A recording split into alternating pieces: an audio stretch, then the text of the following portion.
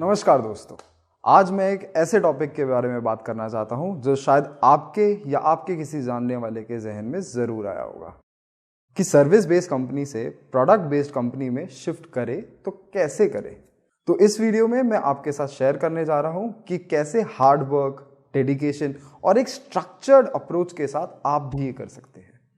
तो इससे पहले कि मैं आगे बताऊं, मैं ये कहना चाहता हूं कि मेरी कोई दुश्मनी नहीं है सर्विस बेस्ड कंपनी के साथ, और ना ही मैं सर्विस बेस्ड कंपनी के एम्प्लॉयज़ को नीचा दिखाने की कोशिश कर रहा हूं। सर्विस बेस्ड कंपनी ने हमारे राष्ट्र की इकोनॉमी के लिए काफ़ी कुछ किया है और मैं इसका शुक्रगुजार हूं।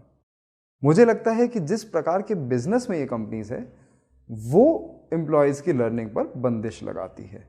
इसको समझने के लिए दोस्तों हमें समझना पड़ेगा कि सर्विस बेस्ड कंपनी का रेवेन्यू कैसे आता है, इनका बिजनेस कैसे चलता है। ये कंपनीज कमाती है क्लाइंट के प्रोजेक्ट करने से। अब बतौर क्लाइंट आप ये प्रोजेक्ट उस कंपनी को देना पसंद करेंगे जहां पे सबसे कम रिस्क हो। ये कम रिस्क दिखाने के लिए अक्सर कंपनीज बहुत ज़्यादा नंबर में इंजीनियर्स हायर करती है, जिसकी वजह से एम्प्लॉयज़ को उतना अच्छा काम नहीं मिल पाता। अब अगर प्रोडक्ट कंपनीज की बात करें तो इनमें लोगों को सीखने के लिए मोटिवेट किया जाता है। ऐसी कंपनीज में आमतौर पर कम लोग होते हैं, जिसकी वजह से पूरा मौका मिलता है खुद कुछ करने का, खुद कुछ बनाने का। इसका सीधा इम्पैक्ट होता है उनके करियर पर। वो ज़्यादा सीखते हैं और करियर में आगे अच्छा परफॉर्म कर पाते हैं।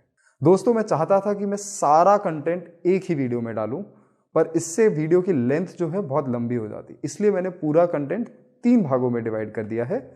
इस वीडियो में हम कवर करेंगे कि प्रोडक्ट कंपनी में जाने के लिए और वहां पर अच्छा परफॉर्म करने के लिए आपको क्या क्या करने की ज़रूरत है। अगली वीडियो में मैं कवर करूंगा कि ये सब चीज़ें आपको कहाँ से मिल सकती है, आप ये सब चीज़ें कहाँ पे सीख सकते हैं। मैं कुछ फ्री कंटेंट की बात करूंगा और कुछ पेड कंटेंट की भी बात करूंगा। और लास्ट वीडियो में मैं आपको बताऊंगा कि अपॉर्चुनिटीज़ ढूंढे तो ढूंढे कहाँ से। एक सर्विस बेस्ड कंपनी का एम्प्लॉय कहाँ ढूंढे प्रोडक्ट कंपनीज की जॉब। मोस्टली जो होता है वो रिज्यूमे ही रिजेक्ट कर देते हैं प्रोडक्ट बेस्ड कंपनीज। तो कैसे अनलॉक करे ये नई अपॉर्चुनिटीज। नेक्स्ट वीडियो की नोटिफिकेशन पाने के लिए प्लीज चैनल को सब्सक्राइब करें। तो शुरू करते हैं ये देखकर कि आपको प्रोडक्ट कंपनी में जाने के लिए क्या क्या सीखना पड़ेगा, मतलब स्किल्स क्या क्या होनी चाहिए आप में।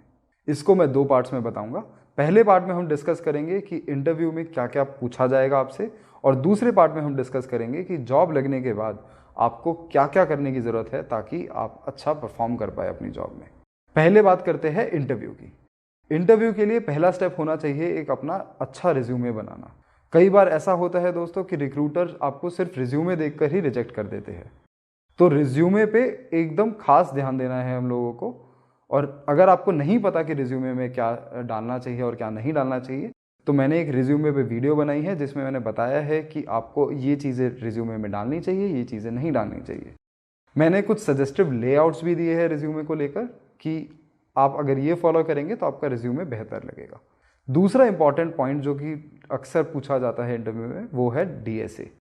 डीएसए में आपकी प्रॉब्लम सॉल्विंग स्किल्स को टेस्ट किया जाएगा। क्या आप एक प्रॉब्लम का ऑप्टिमल सोल्यूशन निकाल सकते हैं, वो भी एक गिवन टाइम फ्रेम में। सैम्पल क्वेश्चन की बात करूं तो आप मान लीजिए व्हाट्सएप में आप जो ऊपर जाके टेक्स्ट सर्च करते हैं वो फीचर इंप्लीमेंट करने को बोल सकते हैं, या फिर गूगल सर्च में जाकर अगर आप कुछ टाइप करते हैं तो सजेशंस दिखाए जाते हैं। वो सजेशंस अगर आपको बनाने हैं, ऐसा सिस्टम बनाना है कि वो सजेशंस अपने आप आए, तो वो आप कैसे बनाएंगे, ये सोचकर इसका आंसर देना होता है। इस टाइप के क्वेश्चंस आप एक्सपेक्ट कर सकते हैं कि इंटरव्यू में पूछे जाएंगे इस डीएसए सेक्शन में। तीसरा इंपॉर्टेंट पॉइंट है सिस्टम डिज़ाइन का। अगर आपका एक्सपीरियंस 1 साल से ऊपर है तो हो सकता है आपको एक ना एक राउंड सिस्टम डिज़ाइन का भी देना पड़े।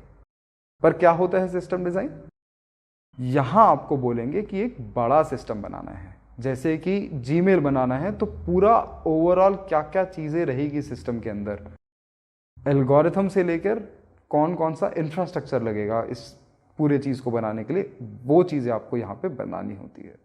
हो सकता है इसी सिस्टम के डिज़ाइन राउंड में आपसे पूरा बड़ा सिस्टम ना बनवाया जाए, पर उसका एक छोटा सा पार्ट बनवाया जाए।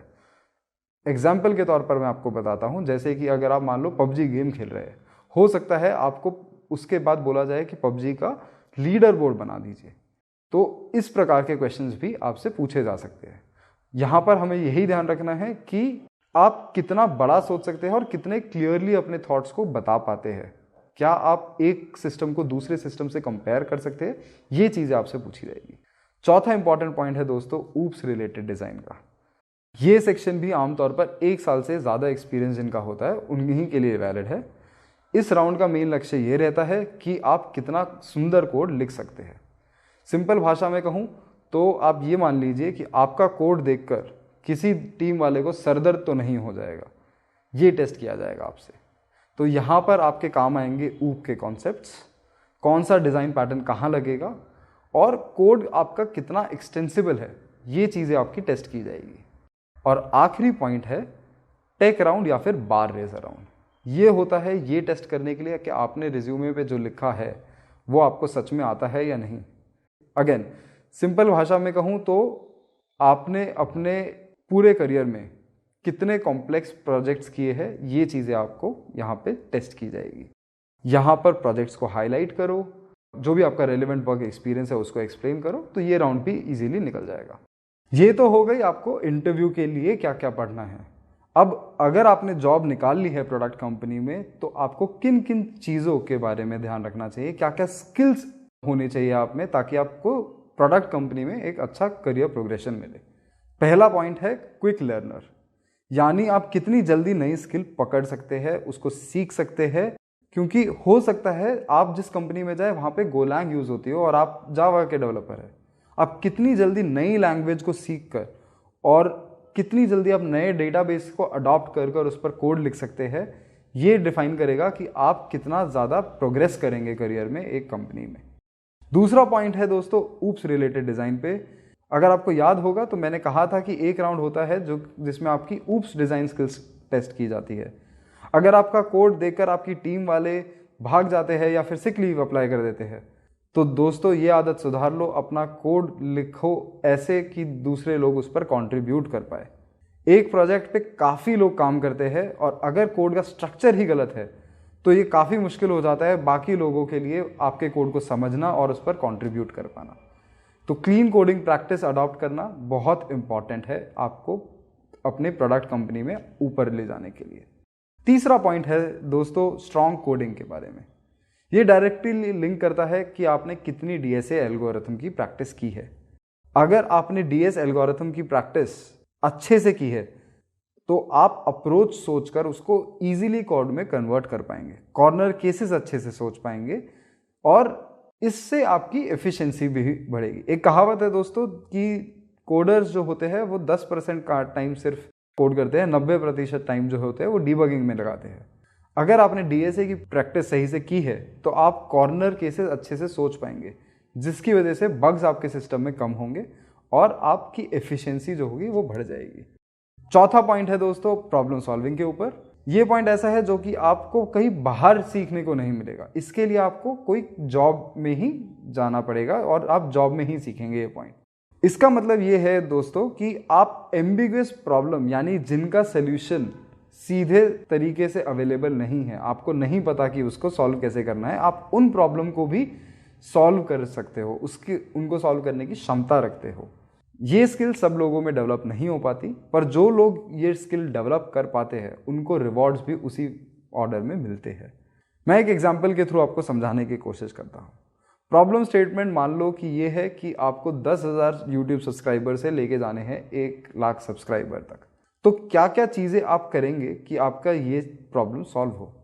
अब इसके लिए आपको कोई IT स्किल या फिर जावा स्किल या फिर पाइथन स्किल या फिर आपको ये नहीं पता है कि सेट रूट क्या है, ये काफ़ी एम्बिगस प्रॉब्लम है जिसके काफ़ी सारे सॉल्यूशंस हो सकते हैं।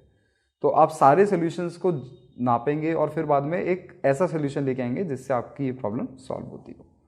पांचवा और लास्ट जो इम्पॉर्टेंट पॉइंट मैं आपको बताना चाह रहा हूँ वो है सिस्टम डिज़ाइन कह रहा हूँ। ये वाला पॉइंट भी सिर्फ एक्सपीरियंस लोगों के लिए ही वैलिड है, क्योंकि उन्हीं को चांसेस मिलता है कि क्या पूरा का पूरा सिस्टम कैसे बनाना है। आपका सिस्टम डिज़ाइन इंटरव्यू प्रेप इस पॉइंट के लिए आपको काम आएगा। तो हमने देखा दोस्तों कि प्रोडक्ट कंपनी में इंटरव्यू में क्या क्या पूछा जाता है और इन कंपनीज में आपको करियर बनाने के लिए क्या क्या चीज़ों की आवश्यकता है। अगली वीडियो में हम देखेंगे कि इन स्किल्स को सीखने के लिए आप कहाँ कहाँ जा सकते हैं। मैं कुछ फ्री और पेड दोनों सोर्सेज बताऊंगा अगली वीडियो में। नमस्कार दोस्तों, मेरा नाम है मोहित यादव और स्वागत है आपका service to product based company के दूसरे पार्ट में। पहले पार्ट में हमने देखा कि सर्विस से प्रोडक्ट बेस्ड कंपनी में जाने के लिए आपको किन किन स्किल्स की ज़रूरत है और प्रोडक्ट बेस्ड कंपनी में लैंड करने के बाद, जॉब पाने के बाद आपको कौन सी स्किल्स काम आएगी ताकि आप सक्सेस के पाथ पे चलें।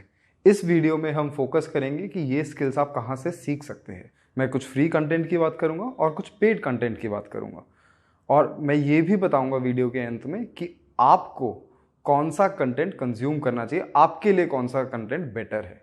इस वीडियो में मैं उन चारों स्किल्स के बारे में बात करूंगा जो कि मैंने फर्स्ट वीडियो में बताई थी। अगर आपने वो अभी तक नहीं देखी है तो प्लीज़ जाके पहले वो वीडियो देखिए और फिर यहाँ पे आके इस पार्ट से रिज्यूम कीजिए। तो पहली स्किल जिसमें जो कि मैंने बात की थी वो थी डीएसए की।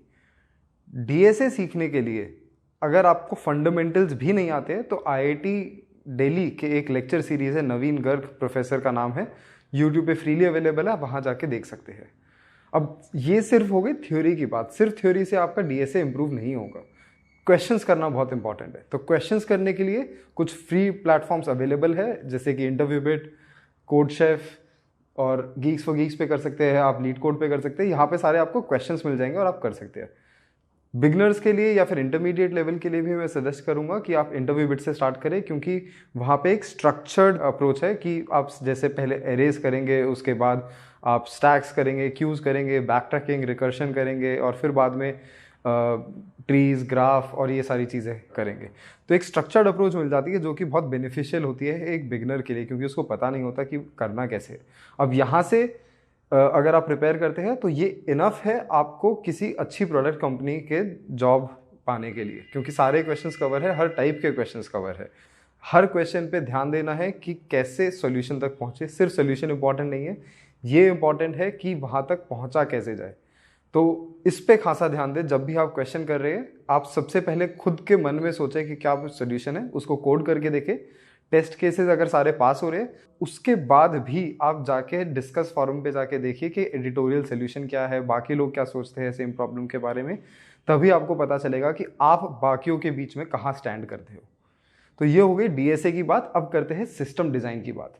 ये दोनों, डीएसए और सिस्टम डिज़ाइन, ऐसी चीज़ है जो कि आपको हमेशा पूछी जाएगी। फ्रेशर से सिस्टम डिज़ाइन का लेवल थोड़ा कम होता है, उनसे ऊप डिज़ाइन वगैरह या फिर मतलब इस टाइप के क्वेश्चंस पूछे जाते हैं। जैसे जैसे आपका एक्सपीरियंस बढ़ता है वैसे वैसे सिस्टम डिज़ाइन का लेवल बढ़ता रहता है।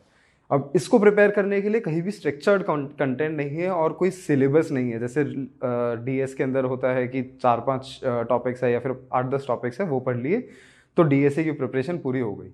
सिस्टम डिज़ाइन बहुत एक वास्ट टॉपिक है और कहीं पे भी स्ट्रक्चर्ड ना होने की वजह से काफ़ी डिफिकल्ट होता है इसको प्रिपेयर करना। अगर आप जस्ट स्टार्ट कर रहे हैं, आप बिगिनर लेवल पे है, तो मैं सजेस्ट करूंगा कि काफ़ी यूट्यूब चैनल्स है जो कि सिस्टम डिज़ाइन पढ़ाते हैं। गौरव सेन को काफ़ी लोग फॉलो करते हैं, सिस्टम डिज़ाइन का कोर्स अच्छा है, उस पर आप वहाँ पे जाके देख सकते हैं।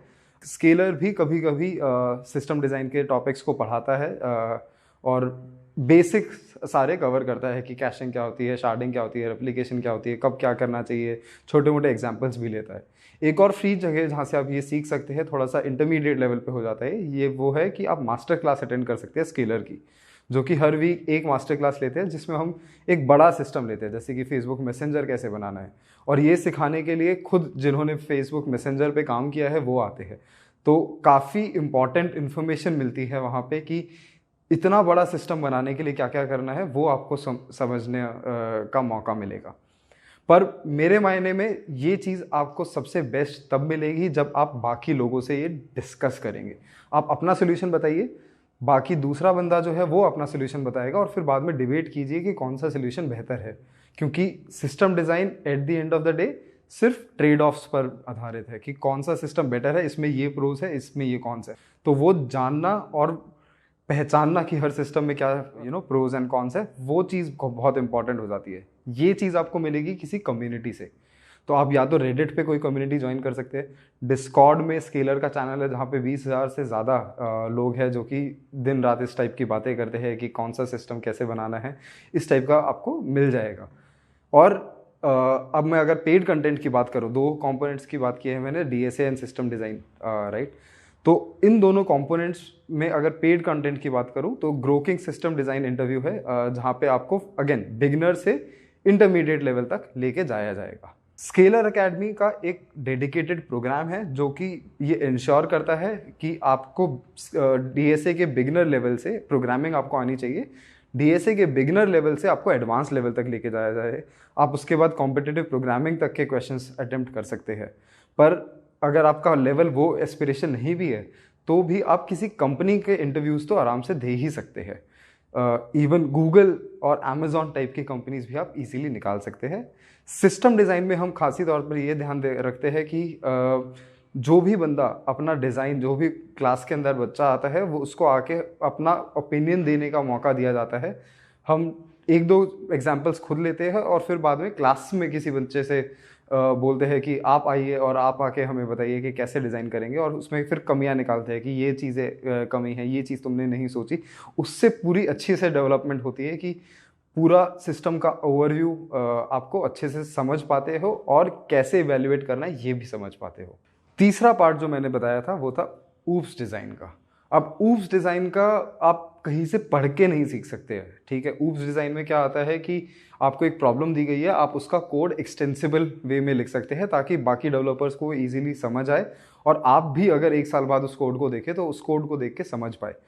तो ये स्किल जो होती है वो बाहर पढ़ के नहीं समझ आएगी। एक दो बुक्स है अच्छी, जैसे क्लीन कोडिंग है, वो अच्छी किताब है, आप पढ़ सकते हैं, समझ सकते हैं। पर जब तक आप इम्प्लीमेंट खुद नहीं करोगे और कोई खुद आपको रिव्यू आके नहीं करेगा कि ये चीज़ जो लिखी है आपने एक फंक्शन में 200 लाइन लिख दी है, ये चीज़ गलत है, तो जब तक आप वो नहीं करोगे तब तक आपका वो कंपोनेंट अच्छा नहीं होगा। इसलिए आपने देखा होगा कि किसी भी अगर फांग कंपनी में देखो, कोई बड़ी कंपनी में देखो, उनकी कोडिंग बहुत अच्छी होती है, काफ़ी अच्छा कोड लिखते हैं। किसी ओपन सोर्स प्रोजेक्ट को उठा के देखोगे, वहाँ पे भी अच्छा प्रोडक्ट बनाने के लिए उनको अच्छा कोड लिखना पड़ता है। तो अच्छा कोड लिखने के लिए आपको रिव्यू की बहुत ज़रूरत है। अगर आपको ये सीखनी है, डेवलप करनी है, तो आप एक मेंटर पकड़िए जो कि आपका कोड रिव्यू कर सके। अपनी कंपनी में मिलता है तो आप कंपनी में ढूंढिए, वरना कहीं बाहर ढूंढिए, एक ओपन सोर्स प्रोजेक्ट में कंट्रीब्यूट करिए ताकि वहाँ पे जो आप सबमिट करेंगे अपनी रिक्वेस्ट मर्ज की, तो वो आपको कमेंट्स दे पाए। स्केलर के अंदर जब हम प्रोजेक्ट कराते हैं तो फिर ये मेक श्योर करते हैं कि आपको एक प्रैक्टिकल इंसाइट मिले। जब भी आप प्रोजेक्ट लिख रहे हैं उसमें आपको गाइडेंस मिलती रहे एक टीए और मेंटर के द्वारा, ताकि आपका ऊप डिज़ाइन स्किल्स भी काम में आए। ये स्किल आपको काम में आएगी अगर आप फ्रेशर है तो ऊप डिज़ाइन का एक राउंड होता है, अगर आप थोड़े एक्सपीरियंस कैंडिडेट है तो मशीन कोडिंग के अंदर आपको ये काम में आएगी। चौथा पॉइंट जो कि टेक स्टैक स्पेसिफिक होता है, काफ़ी कम कंपनीज पूछती है tech stack specific questions, but जो पूछती है उनके लिए बता रहा हूँ कि अगर आप स्टार्ट कर रहे हैं, जैसे आप क्यूए प्रोफाइल से प्रोडक्ट कंपनी में आना चाह रहे हैं, या सॉफ्टवेयर डेवलपमेंट का प्रोफाइल से में आना चाह रहे हैं, या फिर आप सर्विस से प्रोडक्ट में आना चाह रहे हो और आपके पास अच्छे प्रोजेक्ट नहीं है, तो बहुत इंपॉर्टेंट होता है आपके रिज्यूमे में प्रोजेक्ट का लिखा होना। प्रोजेक्ट लिखने के लिए आपको कोई ना कोई टेक स्टैक पिक करना पड़ेगा। मैं सजेस्ट करूंगा creo.do करके एक वेबसाइट है जहाँ पे आप जाके प्रोजेक्ट पूरा एंड टू एंड कर सकते हैं। फुल स्टैक डेवलपर के कोर्सेज मिलेंगे, बैक एंड के मिलेंगे, पेड कोर्स है, फ्री कोर्स नहीं है ये। अगर आपको फ्री कोर्स देखने हैं तो आप एक रियल वर्ल्ड गिटहब सर्च करेंगे, आपको लिंक मिल जाएगा। वहाँ पे जाके भी आप कुछ ना कुछ बैक एंड और फ्रंट एंड के मिक्स एंड मैच करके बना सकते हैं। जैसे फ्रंट एंड आप एंगुलर या फिर रिएक्ट में लिख सकते हैं, बैक एंड आप जावा, पाइथन, गोलैंग, किसी भी लैंग्वेज में लिख सकते हैं। At the end of the day आपको एक प्रोजेक्ट पूरा मिल जाएगा जो कि मीडियम का क्लोन होगा। मीडियम एक वेबसाइट है, ब्लॉगिंग टाइप की वेबसाइट है, कोई भी आके उस पर पोस्ट कर सकता है और आपके पोस्ट रीड कर सकता है। तो ये चीज़ें हो गई कि प्रोजेक्ट्स कैसे करने हैं। आशा करता हूँ कि ये चारों कंपोनेंट्स के आपको अब क्लियर है कि कौन कौन से सोर्सेज है, कहाँ कहाँ से आप ये सीख सकते हैं। अब आपको ये क्लियर थोड़ा बहुत हो गया होगा। लास्ट में मैं यही कहना चाहूँगा कि अगर आप अभी कंफ्यूज्ड है कि आपको कहाँ से पढ़ना चाहिए, कौन सी चीज़ करनी चाहिए, पेड रिसोर्स में लूँ या फिर फ्री में जो कंटेंट अवेलेबल है वो स्टार्ट करूँ, तो इम्पॉर्टेंट बात यह है कि आपको स्टार्ट ज़रूर करना चाहिए। ट्राई करो, अगर आपके अंदर मोटिवेशन खुद से है कि आप फ्री कंटेंट कंज्यूम करके हर जगह जो अलग अलग रिसोर्सेज मैंने बताया वहाँ पे जाके आप खुद कंज्यूम कर सकते हो और एक सेट प्लान बना सकते हो कि शेड्यूल बनाइए, और उस पर अगर आप स्टिक कर पाते हो खुद से तो आप फ्री कंटेंट के थ्रू भी आप सर्विस से प्रोडक्ट बेस्ड कंपनी में शिफ्ट कर सकते हैं, ऐसा कोई मुश्किल टास्क नहीं है। अगर मैं एनालॉजी दूं तो आप समझिए कि आपको एक ड्रिप्ड बॉडी बनानी है, तो ऐसा तो है नहीं कि आपको एक ट्रेनर लेने की ज़रूरत ही है। अगर आप ट्रेनर नहीं लोगे तो आप एक अच्छी बॉडी नहीं बना सकते। बहुत सारे रिसोर्सेज अवेलेबल, बहुत सारी एक्सरसाइज अवेलेबल है। इनफैक्ट आजकल लोग घर पे भी बॉडी बना सकते हैं। पर अगर आप एक ट्रेनर लेते हैं तो ये चीज़ें आपकी थोड़ी सी अच्छी हो जाती है, आप जल्दी बना पाते हैं, क्योंकि वो सजेस्ट कर पाता है एक कस्टम प्लान जो कि आपके लिए वर्क करेगा और आपको एक टाइम टू टाइम मोटिवेशन भी देता रहेगा कि आप अब ये करिए, अब आप डाइट में अपना ये चेंज करिए। तो इस तरीके से आपका क्यूरेटेड प्लान बनता रहेगा। सेम चीज़ मैं कहूँगा कि करियर के लिए भी इम्पॉर्टेंट है। चाहे आप कितने ही अच्छे हो या कितने ही बुरे हो, हर बंदे का एक कोच ज़रूर होता है। इवन विराट कोहली का भी कोई ना कोई मेंटर या फिर कोच रहा होगा जिसने उसको बैटिंग करना सिखाया, राइट। स्पोर्ट्स में अगर आप किसी भी बंदे को देखोगे तो उनका भी कोई ना कोई कोच रहता है। आप भी अगर अपना कोच लेंगे तो अपना जो, अगर आप करियर में सक्सेस चाहिए तो वो थोड़ी जल्दी आप सक्सेस पा पाएंगे। कंक्लूजन में मैं यही कहना चाहूँगा कि आप ट्राई कर सकते हो फ्री कंटेंट में। अगर फ्री कंटेंट से आप अपना एक रूटीन नहीं बना पा रहे हो तो ट्राई करो कि कोई पेड कंटेंट आप में एनरोल करें और उसको फिर स्ट्रिक्टली फॉलो करें। नमस्कार दोस्तों, मैं मोहित यादव स्वागत करता हूं आपका हमारे तीसरे और अंतिम वीडियो में, जिसमें हम बताएंगे सर्विस से प्रोडक्ट बेस्ड कंपनी में शिफ्ट कैसे करना है। मैंने पहले पार्ट में बताया कि आपको ये शिफ्ट करने के लिए कौन कौन सी स्किल्स की ज़रूरत है, जॉब इंटरव्यू में आप क्या एक्सपेक्ट कर सकते हैं, और जॉब पाने के बाद आपको अपना करियर अच्छा बनाना है या फिर प्रमोशन चाहिए या फिर अच्छे अप्रेजल चाहिए तो उसके लिए आपको क्या क्या करना पड़ेगा। दूसरे वीडियो में हमने देखा कि ये स्किल्स एक्वायर कहां से की जा सकती है। मैंने कुछ फ्री कंटेंट की बात की और कुछ पेड कंटेंट की भी बात की, और मैंने ये भी बताया कि आप अगर कंफ्यूज है कि कहां पे स्टार्ट करना है तो आपके लिए कौन सा कंटेंट बेटर रहेगा। अब तीसरे वीडियो में, यानी कि इस वीडियो में, हम बताएंगे कि ये अपॉर्चुनिटीज कैसे अनलॉक की जाए। आपको प्रोडक्ट कंपनी के इंटरव्यूज अगर देने हैं तो वो इंटरव्यू के लिए कॉल कैसे आएगी, या फिर आप अप्लाई कैसे कर सकते हो प्रोडक्ट कंपनीज में। स्टार्टिंग जो मैं कहूंगा सब लोगों को करनी चाहिए वो ये है कि आप जॉब पोर्टल पे जाके अपनी एप्लीकेशन बनाइए, यानी अपनी प्रोफाइल बनाइए। जॉब पोर्टल जैसे कि naukri.com पे आप जा सकते हैं, अपनी प्रोफाइल बना सकते हैं।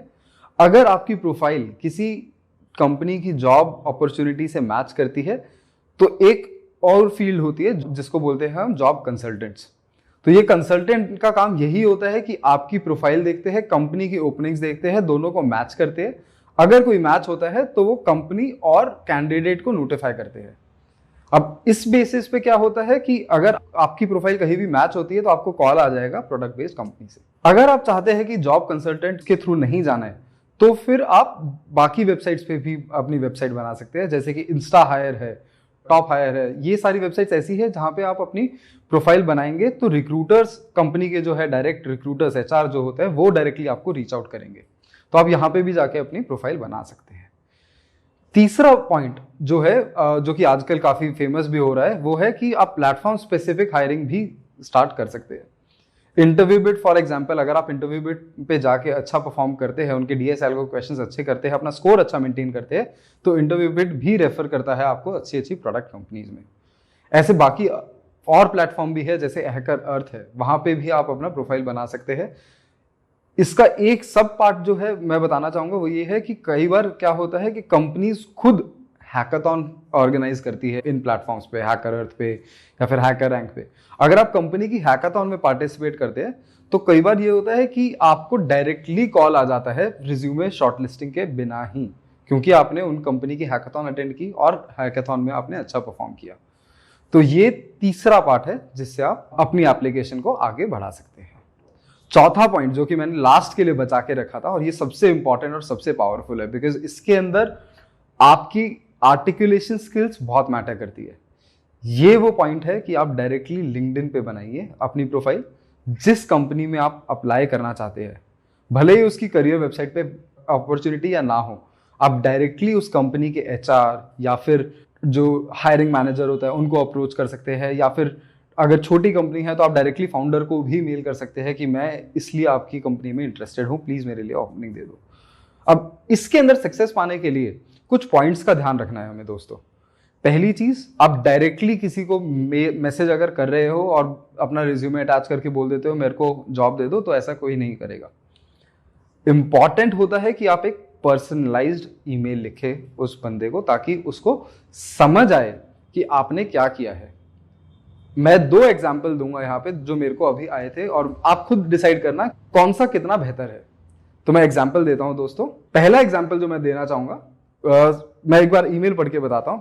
ईमेल था, subject job application, dear Mohit sir, PFA my updated resume, can you please refer me in your company for any relevant positions.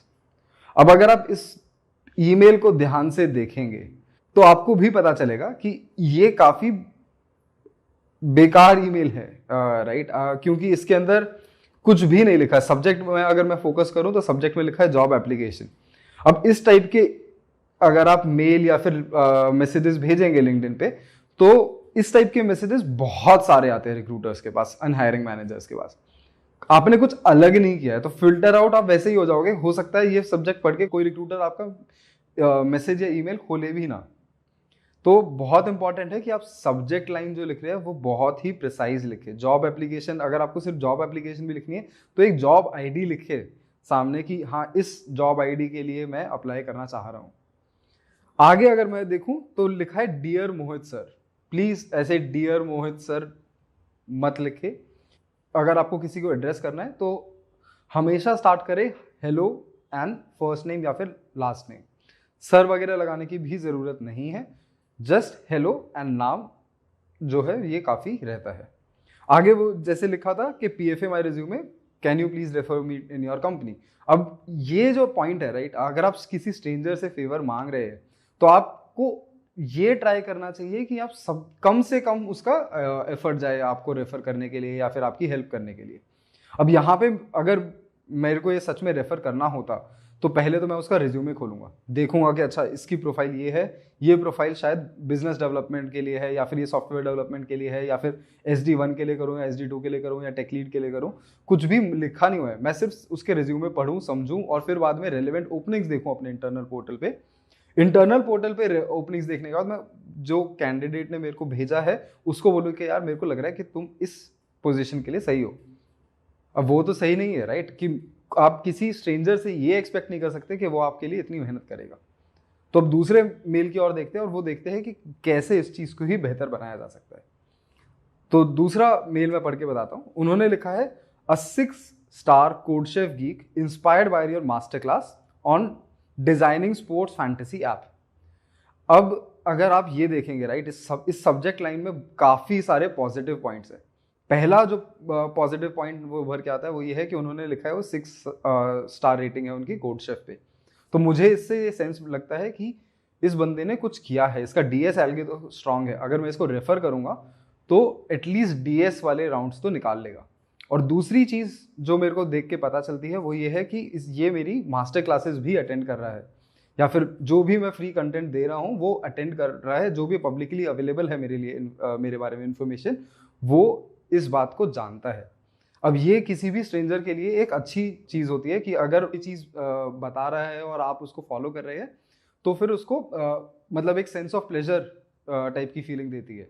तो ये बहुत इंपॉर्टेंट होता है। अब ये पढ़ने के बाद मैं जरूर सोचूंगा कि यार इसने मेल में क्या लिखा होगा, अंदर कंटेंट तो पढ़ के देखते हैं। तो कंटेंट कुछ ऐसा लिखा है, hello Mohit, hope you and your family are keeping safe during this unprecedented times. ठीक है, मतलब स्टार्ट्स विद हेलो मोहित, ठीक है। ऑल्सो आस्किंग कि आप सब ठीक हो या नहीं हो, जनरल ह्यूमन कर्टसी है, डिसेंट आई वुड से। आगे लिखते हैं, I have attended all your master class and let me tell you I am a huge fan of your teaching style. अब यहाँ पे एक पॉइंट इन्होंने पकड़ा है कि हाँ यार ये पढ़ाता है बंदा और मैं इसका ह्यूज फैन हूँ, मतलब काफी अच्छे से ये चीज लिखी है। आगे लिखते हैं, your classes have given me confidence to face tough interviews on system design. Again एक पॉइंट उठा के उस पर तारीफ की है। अगर आप जेनरिक तारीफ करते हो तो वो जनरली लगता है कि यार ये सिर्फ फेवर मांग रहा है इसलिए तारीफ कर। सही बोलो तो इनकी रिसर्च से मैं काफ़ी इम्प्रेस्ड हूँ, क्योंकि इनको पता है कि मैं क्या करता हूँ। उनका मेरी टीचिंग्स की वजह से इनकी लाइफ में जो पॉजिटिव इम्पैक्ट आया है उसके बारे में भी उन्होंने जिक्र किया है। तो एक सेंस ऑफ प्लेजर अगेन मेरे को देते हैं कि हाँ यार, तुम जो काम कर रहे हो, तुम्हारा जो मिशन है उसमें तुम सक्सेसफुल हो रहे हो। आगे वो लिखते हैं, while I understand you have a busy schedule, can you please go through these 5 points and suggest if I would be a good fit for a software engineering role in your company. अब यहाँ पे इन्होंने acknowledge किया है कि पहली बात कि तुम्हारा बिजी शेड्यूल होगा, इसलिए मैं सिर्फ 5 पॉइंट्स में बता रहा हूँ कि मेरे को क्यों हायर करो, और अगर आपके पास कोई सॉफ्टवेयर इंजीनियरिंग रोल की अपॉर्चुनिटी है तो प्लीज़ आप मेरे को रेफर कर दीजिए। तो पहली बात तो मेरे को पोजीशन नहीं जाके देखनी करियर पेज पे, अगर मेरे पास कोई अपॉर्चुनिटी है तो मैं अपनी टीम में भी इसको बोलूँगा कि हाँ ठीक है, इंटरव्यू दे देते हैं, इंटरव्यू दे के देखते हैं। या फिर अगर मेरे पास नहीं भी है तो मैं किसी टीम को जाके बोल दूंगा सॉफ्टवेयर इंजीनियरिंग रोल में अगर ओपनिंग है तो प्लीज़ आप जाके इंटरव्यू ले लीजिए। पूरा फ्लो अगर आप देखेंगे तो बहुत ही पॉजिटिविटी वाला फ्लो है। तो ये चीज़ काफ़ी ज़रूरी हो जाती है कि आप एक पॉजिटिविटी वाला फ्लो मेंटेन करके रखें। इसके अंदर एक और चीज़ जो मेरे काफ़ी फ्रेंड्स ने ट्राई किया है और सक्सेसफुल भी हुए हैं, वो ये है कि आप जिस भी कंपनी में अप्लाई कर रहे हैं आप ट्राई करो, स्पेशली अगर आप कम एक्सपीरियंस के हो या फिर आपको प्रोफाइल स्विच करनी है, जैसे क्यूए से सॉफ्टवेयर डेवलपमेंट में आना है या फिर सर्विस से प्रोडक्ट बेस्ड कंपनी में आना है, तो आप ये ट्राई कर सकते हैं कि आप जब भी मेल लिखे ट्राई करें कि आप उसके जहाँ भी अप्लाई कर रहे हैं वहाँ पे कमियों को निकालने की कोशिश कीजिए कि ये चीज़ें आपके प्रोडक्ट में अभी कम है, इसको इन तरीकों से सॉल्व किया जा सकता है। सिर्फ प्रॉब्लम बताना काफ़ी नहीं है, प्रॉब्लम का सोल्यूशन भी बताइए, उसको रिलेट करिए कि आपकी स्किल्स कैसे रेलेवेंट है इन प्रॉब्लम्स के सोल्यूशन जो मैंने अब बताया है उसको एक्चुअली इंप्लीमेंट करने में। इससे क्या होगा कि सामने वाले को लगेगा कि ये जेन्युइनली इंटरेस्टेड है आपकी कंपनी में, उसने इतना टाइम निकाला कि आपकी कंपनी की प्रॉब्लम्स तक आइडेंटिफाई की, उनका सोल्यूशन निकाला और अपने स्किल सेट से रिलेट करके भी बताया कि वो कैसे सॉल्व की जा सकती है। तो ये कुछ टिप्स थी जिनसे आपको पता चलेगा कि अपॉर्चुनिटीज कैसे अनलॉक करनी है। एक बात का जो आपको विशेष ध्यान रखना है वो ये है कि पहली कंपनी या फिर पहला मैसेज जो आप करेंगे बहुत ज़्यादा कम चांसेस है कि वो उसका रिप्लाई आएगा। आपको 50 या फिर 100 मैसेज करोगे या फिर कई टाइम में 500 मैसेज करोगे तब हो सकता है आपको एक रिप्लाई आए और एक इंटरव्यू कन्वर्ट हो। तो बहुत ज़रूरी हो जाता है कि आपको अपना मेंटल जो बैलेंस है वो नहीं खोना है, सिर्फ ट्राई करते रहना है। जब तक आपको वो सक्सेसफुल इंटरव्यू कॉल नहीं आता आपको हमेशा ट्राई करते रहना है। और एक बार अगर आपके पास इंटरव्यू का कॉल आ गया तब आपकी स्किल्स जो है वो काम में आएगी। अगर आपने अच्छे से प्रैक्टिस की है तो वो क्लियर हो जाएगा। तो प्रैक्टिस को बिल्कुल नहीं छोड़ना है। ये नहीं है कि मेरे को 50 बार मैंने लोगों को मैसेज कर दिया है और फिर भी मेरे पास कॉल नहीं आया तो मैं कुछ नहीं करूँगा। आपको अपनी स्किल्स हमेशा और हमेशा, जब तक आपको अपनी ड्रीम कंपनी नहीं मिल जाती, जिन स्किल्स की मैंने पहले और दूसरे वीडियो में बात की है उन स्किल्स पे ज़रूर काम करते रहना है। हताश नहीं होना है कि मेरे को कॉल नहीं आया या फिर इंटरव्यू का कॉल आया और रिजेक्ट हो गया, तब भी कोई बात नहीं है। मैं एक किस्सा सुनाना चाहूँगा यहाँ पे जो मुझे इंडिया के one of the greatest cricketer mister Rahul Dravid ने सुनाया था मेरे कॉलेज कॉन्वोकेशन में। तो उन्होंने कहा था कि स्टार्टिंग में जब उनका करियर स्टार्ट हो रहा था तब उनको इंडियन टीम में जगह नहीं मिली थी और वो 2 साल उनके लिए बहुत ज़्यादा महत्वपूर्ण साल थे क्योंकि उनमें उन्होंने डिटर्मिनेशन और प्रैक्टिस के साथ, मतलब एकदम मन लगा के प्रैक्टिस की थी। उसके बाद क्या करियर आउटकम आया वो तो आप सब लोग जानते ही है। उन्होंने एक स्टोरी सुनाई थी जब वो अपने लाइफ के ऐसे लो पे थे तब उनने प्रेरणा ली एक बैम्बू ट्री से। अब बैम्बू की क्या खास बात होती है वो मैं बताता हूँ जो उन्होंने मेरे को उस टाइम पे बताई थी। तो उन्होंने कहा था कि बैम्बू ट्री जो होता है अगर आप उसको प्लांट करते हैं तो 1-2 साल या मे भी 3 साल तक उसकी हाइट कुछ बढ़ती नहीं। अगर ग्राउंड के ऊपर अगर आप देखोगे तो ज़्यादा बड़ा पेड़ नहीं होता है। वो क्या होता है 2-3 साल में उसके साथ वो ये करता है कि अपनी जड़ें जो होती है वो ज़मीन के अंदर नीचे लेता जाता है, एकदम नीचे तक लेके जाता रहता है। और जैसे ही वो ग्राउंड के ऊपर बढ़ना लगता है तब आप देखेंगे कि हर रात वो बढ़ता रहता है। आप नेकेड आई से समझ सकते हैं कि उसमें हाइट जो हो रही है वो गेन हो रही है। इतना ऊंचा हो जाता है क्यों? क्योंकि वो 2-3 साल तक सिर्फ ग्राउंड के नीचे जा रहा होता है, अपने फंडामेंटल स्ट्रॉन्ग कर रहा होता है, अपनी रूट्स स्ट्रॉन्ग कर रहा होता है। आपको भी वही करना है दोस्तों। हताश नहीं होना है, अपनी स्किल्स पे काम करते रहिए और अगर आप स्किल्स पे काम करेंगे आप भी सक्सेसफुल हो पाएंगे। मैं आशा करता हूँ कि ये मोटिवेशन आपके काम में आएगी और आप भी प्रैक्टिस करते रहेंगे और आप भी अपनी ड्रीम कंपनी निकाल पाएंगे।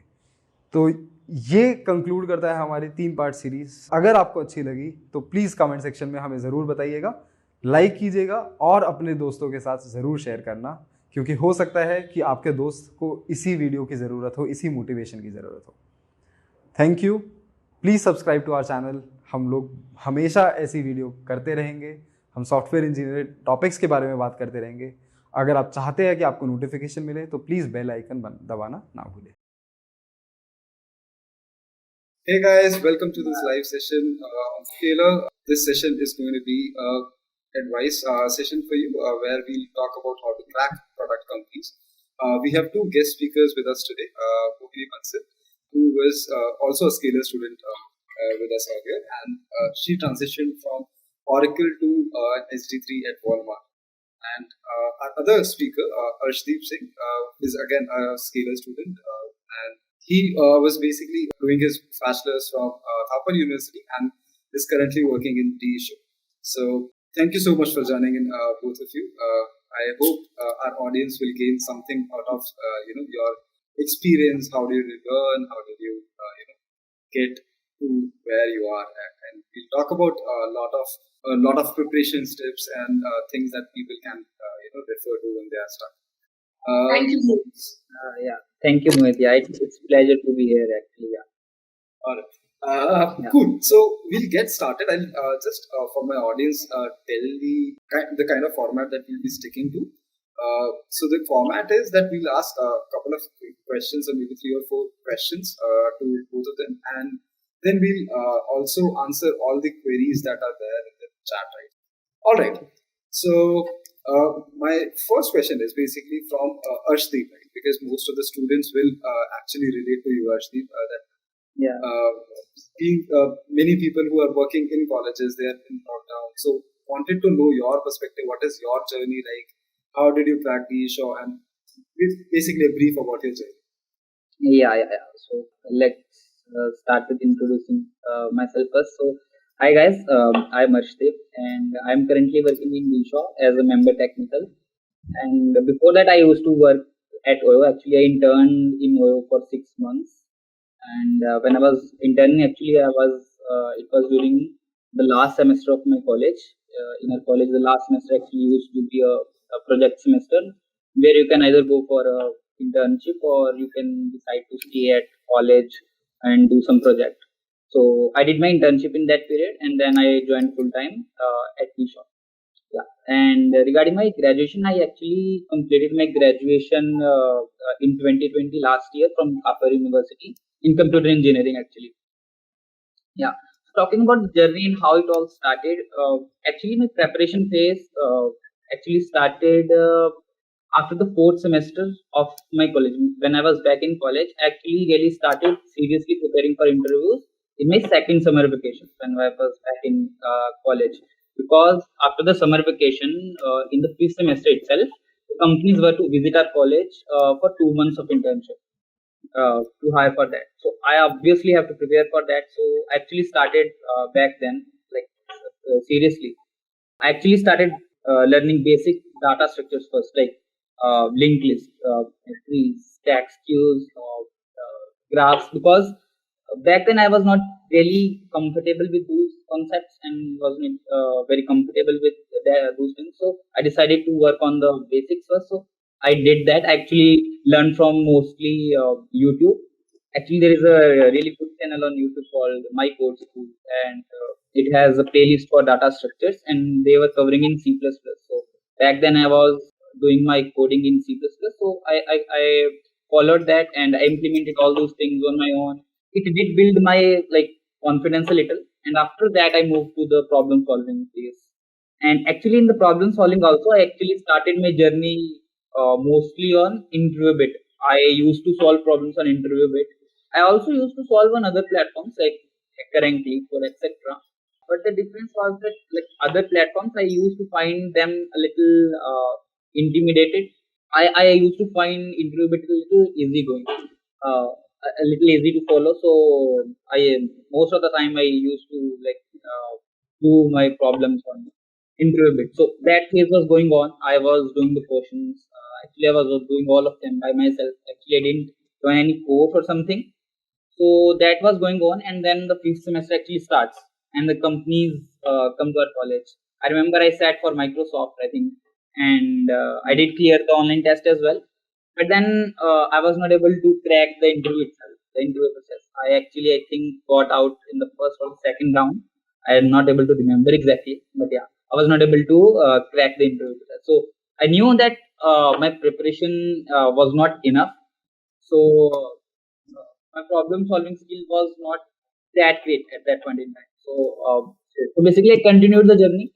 I think that this was around August or September of 2018, like when the companies visited for the internship. So I just continued my journey. I was solving problems by myself, and then I got a little busy with my curriculum as well, and all this thing was going on.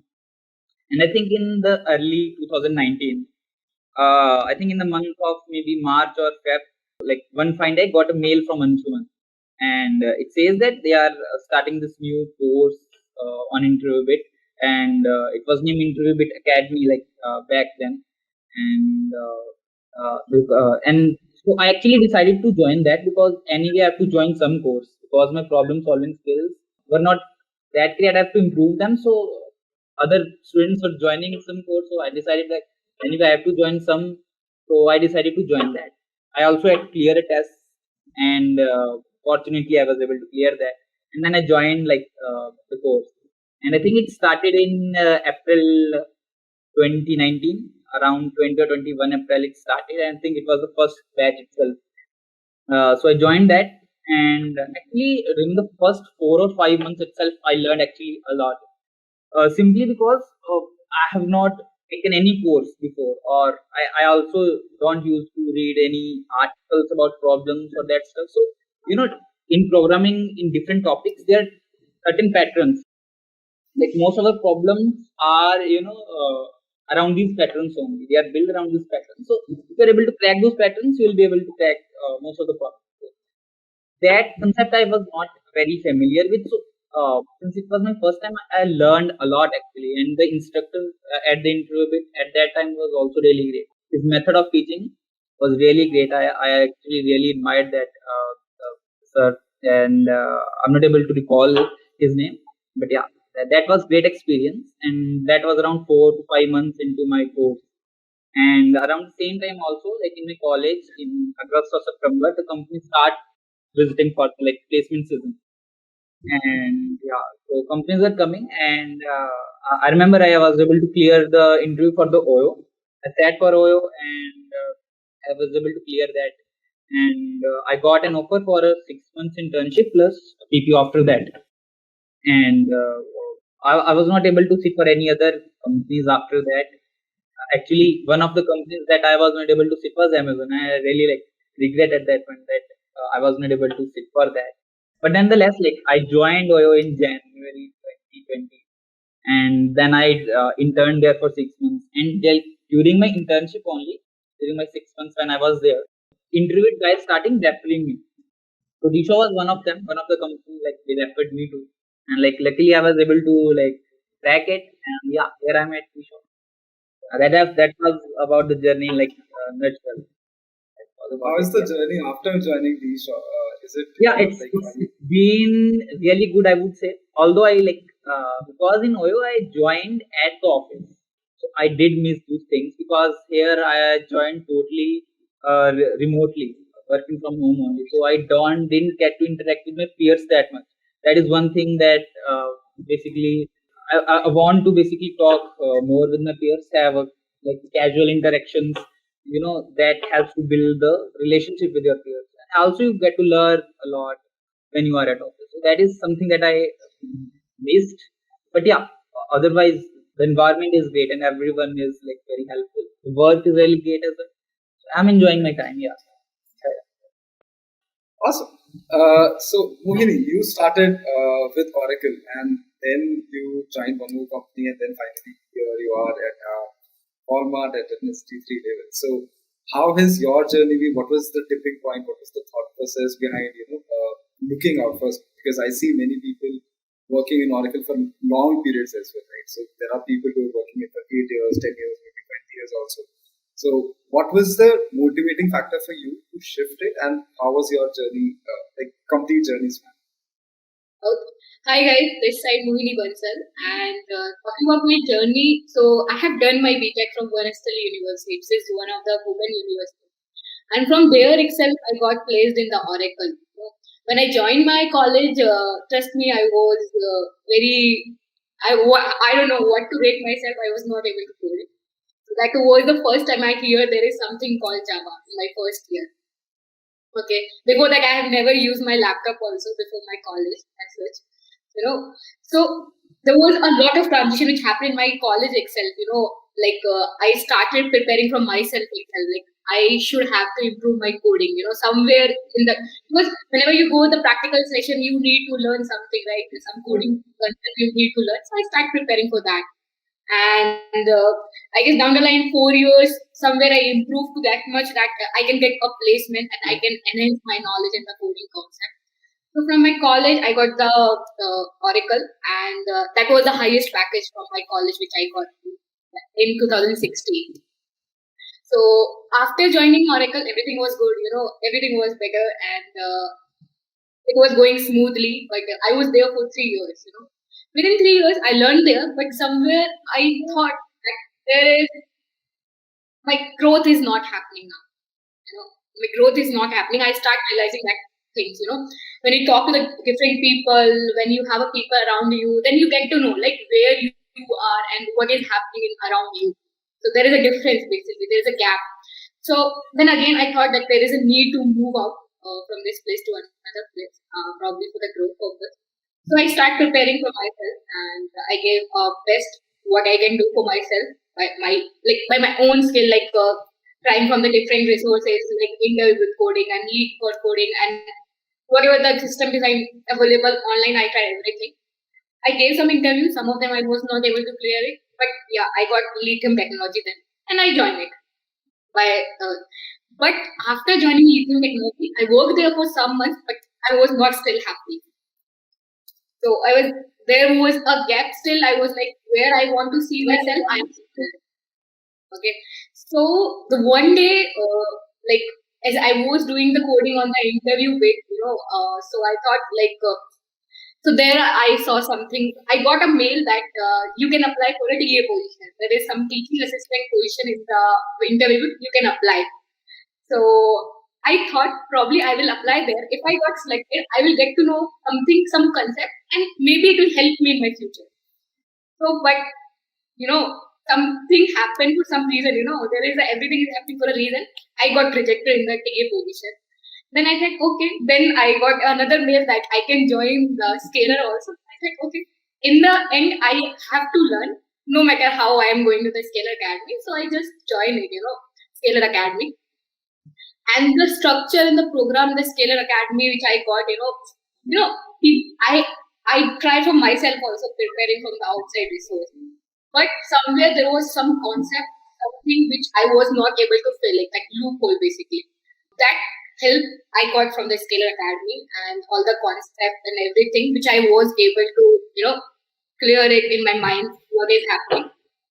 So after I joined Scalar in the September, like as history person, because they're a great instructor. So I want to mention, like I was very much inspired by the videos of the Tarun. He is a great instructor in the Scalar Academy, and so after DS and algorithm, there was 3 to 4 months later Excel. I got call from the Myntra one day, and I gave the interview. I cleared the Myntra.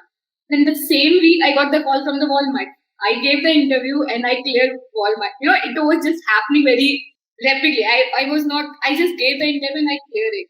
And then everything was good in the Walmart. The position wise, it was good. Everything was good. So I decided to join. And after joining, it's more than a year now at the Walmart, and here I am. That's nice. That's also really nice. So what steps did you take? You mentioned about Scalar, but for the audience, let's say if somebody wants to transition to a tier 1 company like yourself, what are the advice that you would give? Maybe some open resources that they can refer to, or maybe how to apply for companies like yourself. Okay, so if I talk about the preparation wise, there are a lot of things are available.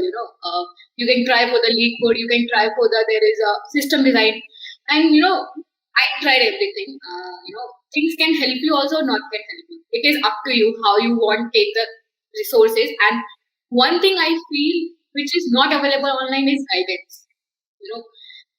Like you need somewhere a guidance, what to read, how to read, and like for what company, what need to prepare. There is some specific set of things. Like for Amazon, just take an example, you need to be very careful while there is a leadership principles are coming in the Amazon. So these things need guidance. How there should be a thing to clear that interview. So that is the thing probably that I got from the Skill Academy, that guidance and that structure basically. What is that data structure and system design concept, and there was a mentor available for you always, and who can help you out, and that structure basically I got from the Skill Academy. That was one of the best platform I would say for, like, I guess for a lot of people right now. So that helped me a lot. So that was the preparation.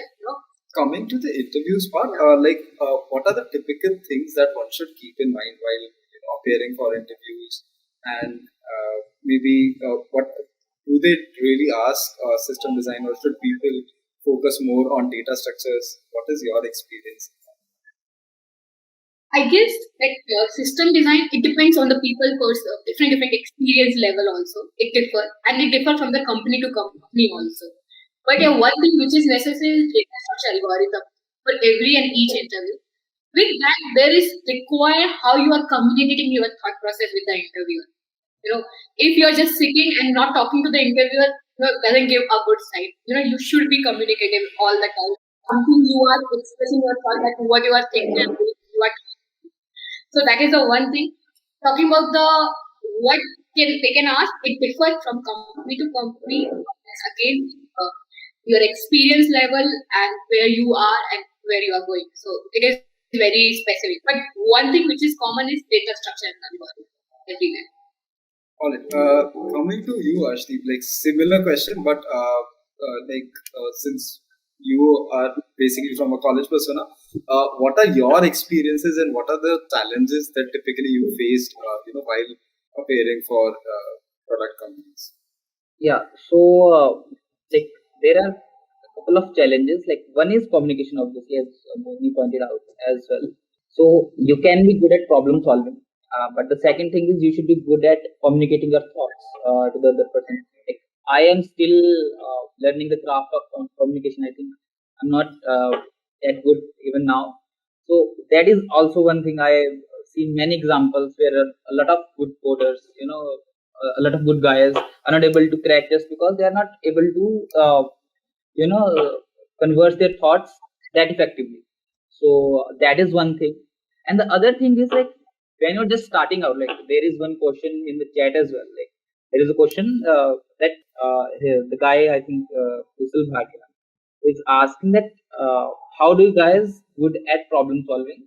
Honestly, my head hurts while solving lead code. I practice on daily, but still can't feel any progress. I think this thing happens when you start. There are lot of things to cover. You have to be good at. First, you have to learn a programming language. You have to start somewhere. You have to pick a language, then you have to be good at doing simple things in that language. Then you have to learn the different data structures. Then you come to the problem solving thing. There are different patterns there, as I've already talked. So if you're just starting out and all these things, and then there are other things as well, like questions on OS, maybe DBMS and computer networks. These things are also that you have to cover to clear the interviews. They do get asked sometimes these days.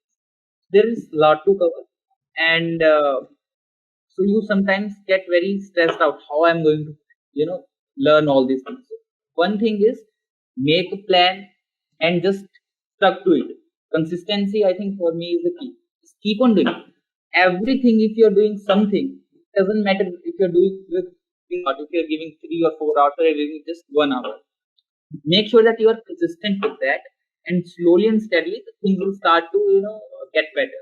You will start feeling means the process will get easier for you. You will not be intimidated after a certain period of time. You feel stuck to the process. Keep on doing the things. I think that's one of the key thing for me. Like in the starting, I used to get this feeling also that how I'm going to do all these things. There are a lot to cover, but just keep on doing everything. Make consistency key for yourself. Whatever you are doing, even if you're doing 2 to 3 problems every day, and then the things will become easier for you. Yeah, so that's the other thing for me. And then apart from this, I think building a good CV or an online portfolio was also one thing that I learned basically at Scalar also. So yeah, those are some of the challenges, and I basically try to basically overcome them. That's a good suggestion around on building a portfolio, right? Because Yeah. that is something that you can really put in your resume, especially if you're a fresher. Yeah. That is something that product companies are. So I have also taken close to 200 interviews and I've hired multiple campus hires also. One typical thing that I usually look in the resume is that is the person keen enough to work on any project. So has he mentioned any projects? Are the Yeah. projects that he's mentioned Yes. Yes. a part of Yes. his curriculum, or has he taken an initiative to do it himself? So that really Yes. stands out. Yeah. Like projects is the one thing because I didn't have any great projects for a long time, and it used to disturb me also. Like you might not get asked about projects in a lot of companies, but if you are asked, then it will be a big problem if you are not having a great project or you are not able to explain what you have put on yourself. So be prepared with that as well. I did like work on some couple of projects outside my work to like have a good impression and to show that yeah, I'm good at doing stuff. So it will also help you to do that as well. So keep an eye on having some at least one good project. And I think in projects sometimes students confuse that they need to be very innovative. It needs to be like if ML is now a buzz thing, then they'll start doing ML things. I think what matters most is that whatever you do, it doesn't need to be a lot of innovative. Even if you are doing something which is already there, but you are doing it yourself, but you have to show you that you have the skills to implement it, and then to explain that you have done it yourself, and this is how it's done, and I have the skills, and I've done it myself. I've built it, even if somebody already have built it. So that's I think is the key, and yeah. Yeah, very well said, man. Because whenever we are taking tech interviews, right, we are not judging a person by his product skills. We are judging him by whether he knows what he's written in a series now. Yeah. And that is, even if you make an Instagram clone, that is a big enough project to mention in your resume. Because that Yeah, will, yeah. that will be a proof that this person has worked on. Yeah. Yes, He's written Android and he's worked on Yeah. Android. So there you are just showing that you have the skills of Correct. front end. Like maybe you are Correct. doing it in React and using some back end for it. So that is the technologies you have to show. And if you are able to explain it well enough, and interviewer is like satisfied that with your explanation, he will get to know that you have done it yourself or not. Then that's good. That's enough. Don't have to be like very innovative. It could just be cloned also. And coming to the kind of interview formats that you had, was it only AS based, or did they ask you any related concepts? Was groups OS asked? Was there any question on DBMS networking? Like, how was your experience with different companies? So I think when you get into the interview process, like in the online test, I have had experiences having being asked about OS questions, also the aptitude questions as well, and then some OS concepts, maybe the basic CS fundamental concepts, the MCQs around that. But once I'm in an interview process, mostly they ask the problem solving question around DS and algorithms. And apart from that, if you are an experienced guy, then they will ask that what kind of work have you done, like questions around that, or they can ask that what are the things in your college you have did, and maybe it can be a project or some other activities. So those are type of questions. Means basically they want to see, apart from like DS and Algo, they want to know more about you as a person. Do you fit for the role? That kind of things. And yeah, sometimes they do ask around CS fundamentals as well, but I am actually asked very less, like questions around OS or questions around networking. These I have been asked these questions as well, but very less, very rarely. Frequencies, basically. Yeah, very rarely. Yeah, maybe if you are having 3 to 4 rounds, in some round they'll ask some questions around it. Yeah, in my case, that's how it's been.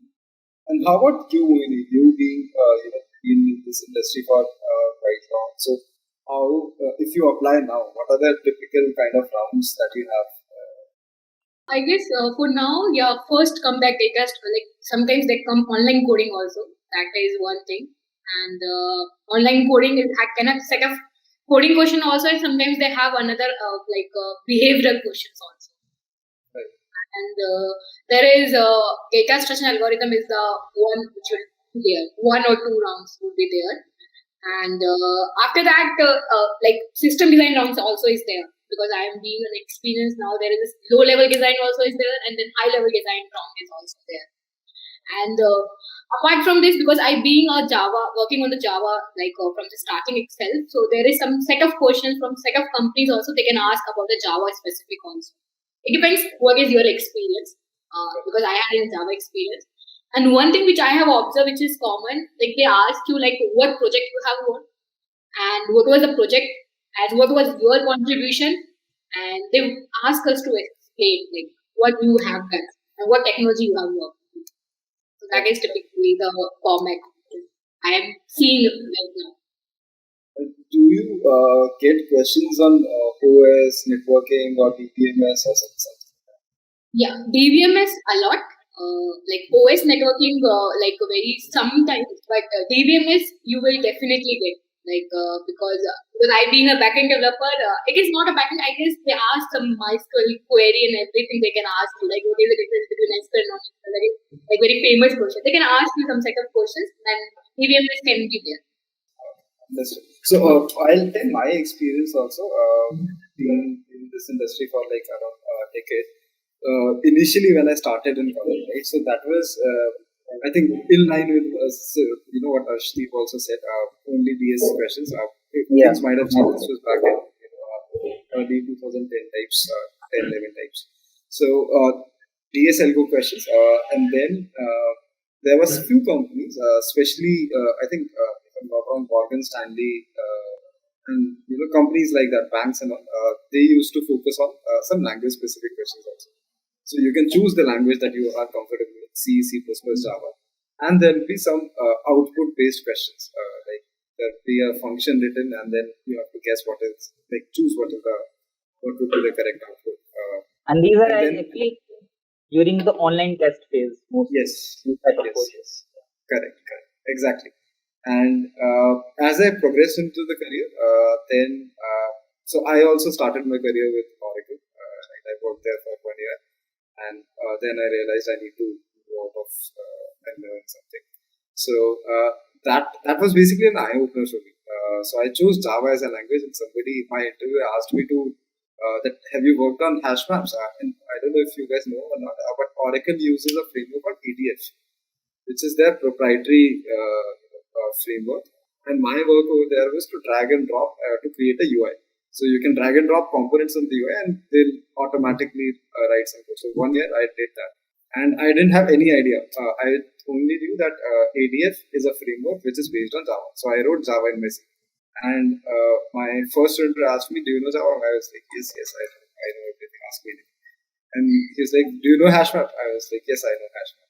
"Can you write a statement on declaring a new hashmap?" And I was not able to write that statement also. So that was basically an eye opener for me. That okay, I don't know this. I need to step back. I did because mostly all the DS Algo problems I did in C and C++. There in C there's no concept of a hash syntax. Java syntax is little different. So that was an eye opener, and from there, the questions, I would say the difficulty level of DS Algo have decreased now. There is more focus on now. If I go for it, the difficulty level on system design is great. So I need to justify if I'm using, for example, Cassandra over a MySQL, why I'm using Cassandra. Right? If I'm using a DynamoDB, what is the rationale behind using a Dynamo? Why not a Redis? Why not use Redis queues, or why should I use Kafka? So those kind of questions comes up. Primarily, it's not just about system design, but defining the trade-offs as well, right? And there are, I'm still asked, like if I have 4 rounds. Last year when I applied for Facebook and Google, there were 2 rounds specifically on system design. 2 rounds coding and 2 rounds system design, and then behavioral round where we are asked to explain what you have done or what you have achieved in life. Why should we hire you? Kind of questions. 1 round specifically focused on that. So as you progress in your career, right, it is not that your data structure and algorithm will become obsolete. Even if you are a 15-year experienced candidate, you will still be asked data structure round. You will still have to clear the preliminary round. So my advice to everyone who's sort of weak in data structures, please go and brush it, because that is going to be there, and that is going to be a filter criteria regardless of what position you're getting hired for, unless you have the management data.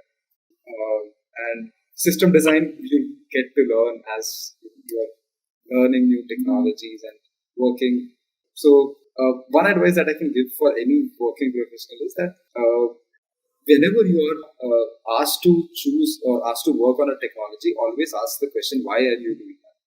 Because that why is going to be asked every time you appear for interview. If you write that particular project, and if you say my tech stack was XYZ, people are going to ask you that why did you choose XYZ?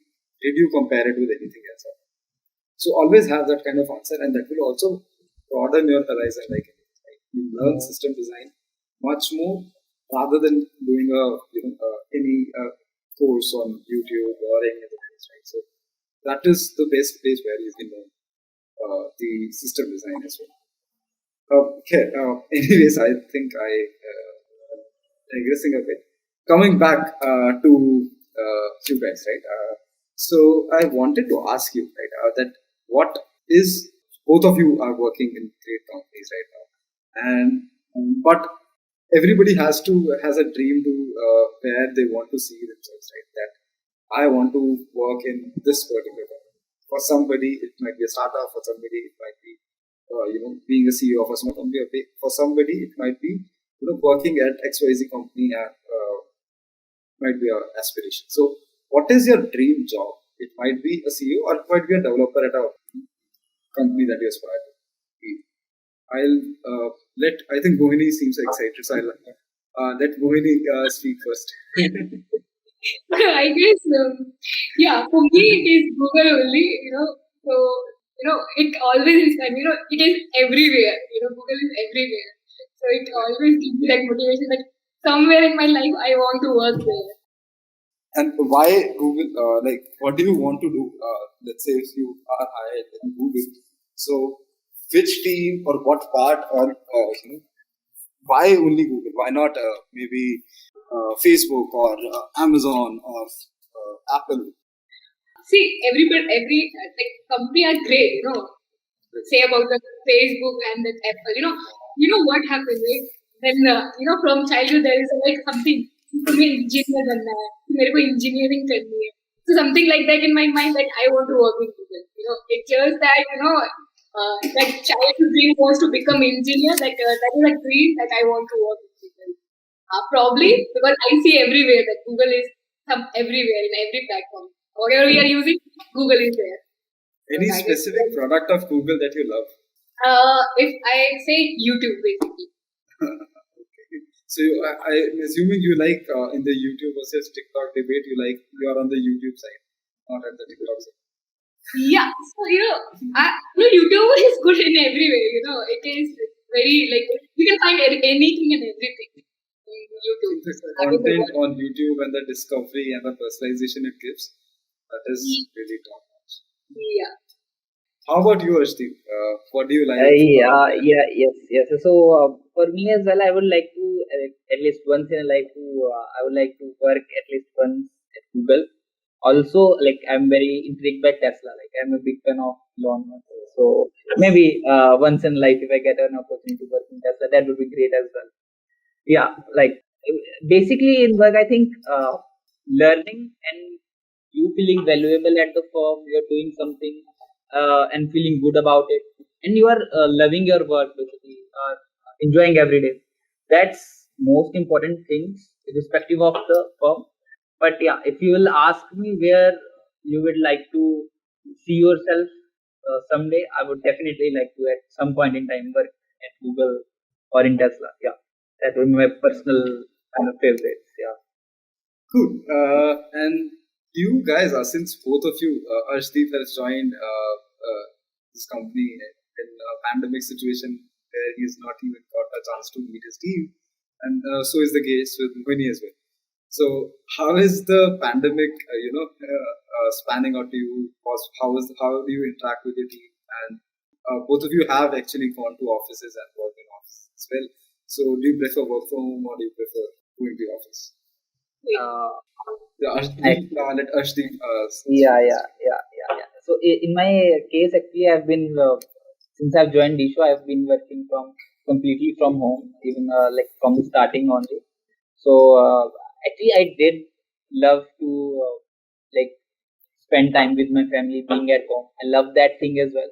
But I think for me personally, to work from office is a better option, just because since I've joined Indie Shop like from home and I'm working remotely, I didn't get to interact a lot with my peers, with my colleagues, and it the calls mostly are around work only. So you didn't get casual talks, and you are not able to know more about your colleagues. So that is one thing missing. The other thing is that I think you learn a lot as well when you are at home from your colleagues, from your peers.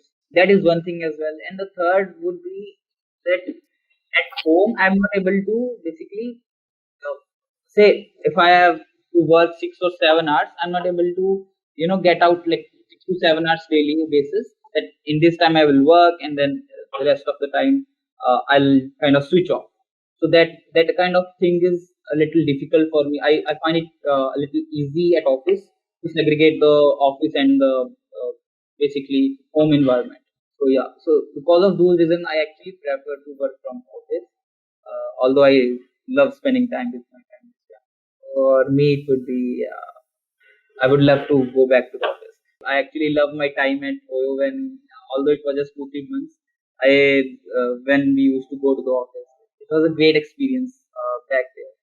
Although at that time I used to feel that I'm not meeting with my family. When I'll go back, I'll get some days off and I'll go meet my family, because it was after a long time that I have gone so far away.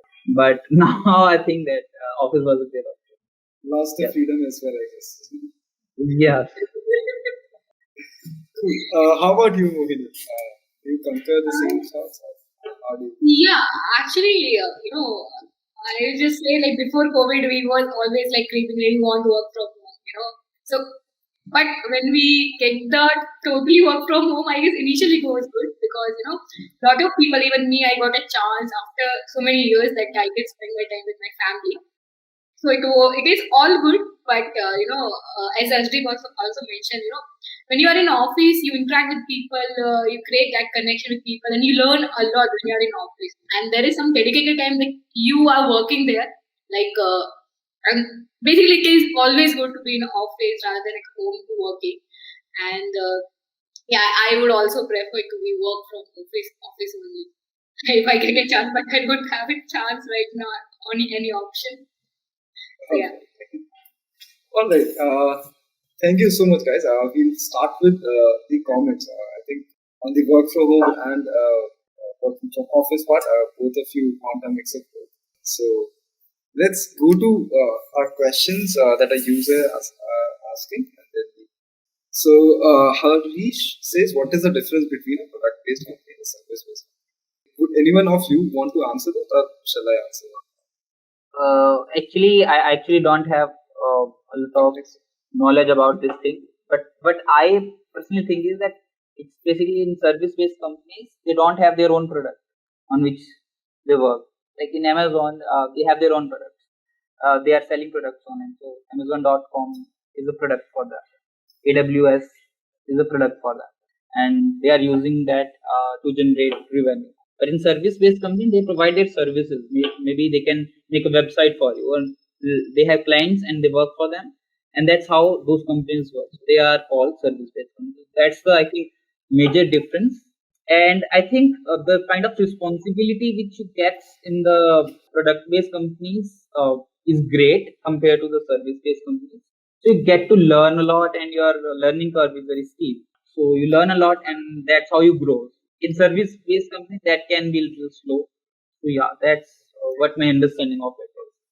Yeah, I think it's bang on. I'll add a little bit about context about it. So you're right. In service-based company, people, they don't really have their own product. They typically build products for their clients, and that is one of the reasons why people who are working in service-based companies struggle to acquire the skills that are relevant, still relevant in the industry. To give you an example, let's suppose I'm the client. I have one brilliant idea. I want to, let's say, build a new next-gen OTT platform like Netflix. So, since I don't have a technical expertise, I'll look for companies that can provide technical expertise to me. These companies are typically service-based companies. Now, as a client, my goal is to basically give the contract to a company which will have the least risk associated with it.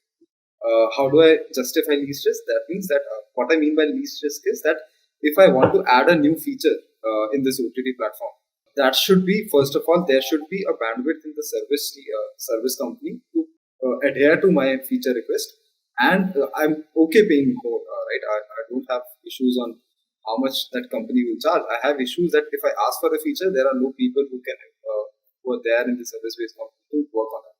And that is one of the reasons why service-based companies hire in huge numbers, right? Because they have to show a huge bench strength. Because based on this bench strength only, they'll be able to acquire contracts. So while they're pitching to the clients, they'll say that hey, I have 100 people who are just sitting idle on the bench, and if anytime there is a need to incorporate a new feature, these are the 100 people I'll assign to your project, and I'll get your feature request. That is one of the reasons why many people in service-based company don't get the work that that can build good skills in them, and that's the key difference in terms of the learning. And since the engineers here are not the breadwinners for the company, the breadwinners are people who bring in new clients. Oftentimes, it is seen that there is a huge disparity between the people who are in terms of salaries with the people working in service-based companies and the product-based companies, right? Because in product-based company, the product will be better if the developers are paid in the proportional amount.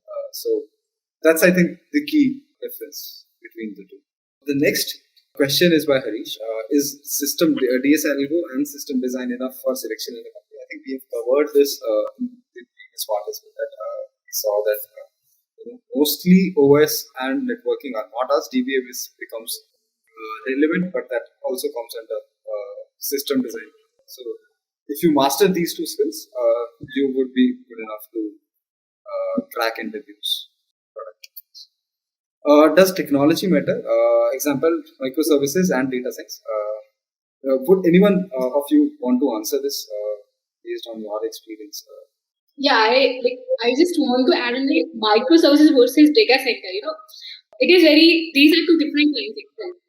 Data science is like another field, and like microservices comes to like, if my understanding is like you are creating on the API on some microservices, and if they matters, it depends on your experience level and what you are looking in your next role.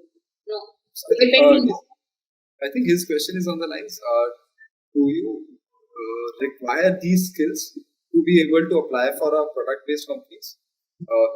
Would in an interview somebody ask, "Do you know microservices or do you know data science?" I think that is primarily dependent on the role. If a person is applying for a data science role, he would require some skills.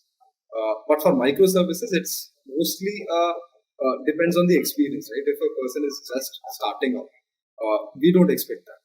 So I think the right way to put it is, would be when you start up, meaning when you just pass out from college, these are typically irrelevant, right?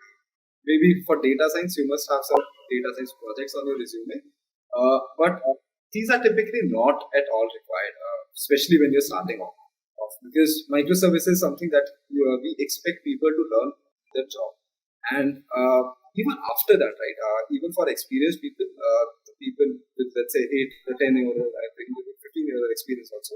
So even for them, I typically do not test them on microservices. I just ask them that what is the kind of practices that they follow, what is the build cycle that they follow, do they know Agile or do they not? And this is typically a 5 to 10 minutes conversation. It's not an interview, but just to know the style of working, right? It's not to test on a microservice, but to gauge how he is, what is his development style. On the data science, though, it becomes important. If I'm hiring for a, let's say, head of data science, I would expect that person to know what is machine learning, what is how to build large-scale pipelines, and things like that. I hope, Harish, that answers your question. Okay, so I think this is relevant for both of you. So I'll ask both of you to answer this. What's more important to Scaler during hiring process, experience or fluency in English? Is he talking about like how to get in Scaler? Okay, I think he's asking about how to get into Scaler as a business development associate. Arjun, you can write to us at youtube@scaler.com with the CV. We reply back. Right, and this is not the right platform to talk about. His question was primarily around how to get into Scaler. All right. How did you practice DSL? Both of you. So Scaler was just teaching. How did you practice it? Yeah, so I mostly always used to practice on Introbit only. Like when I joined the course, I used to practice on Introbit only because they have their own platform where after the class you can go, like after every class there are 4 to 5 questions that you have to solve that day, and then as a homework also you have to do that. So mostly I used to do it on Introbit only, my like practice. Yeah. I also want to add, whenever there is a class about trees, and you will get some set of question of the trees only, and specific trees, or before that something you have read in the Scalar classes, and you need to solve them, and that was enough. I guess as Arjun also mentioned, for us also that was enough to clear the rounds. I think one thing to add here is like what helped during if you are attending live classes. Say if you are taking some online course where you have to record lectures, you can get that, and there's you can get some great lectures as well.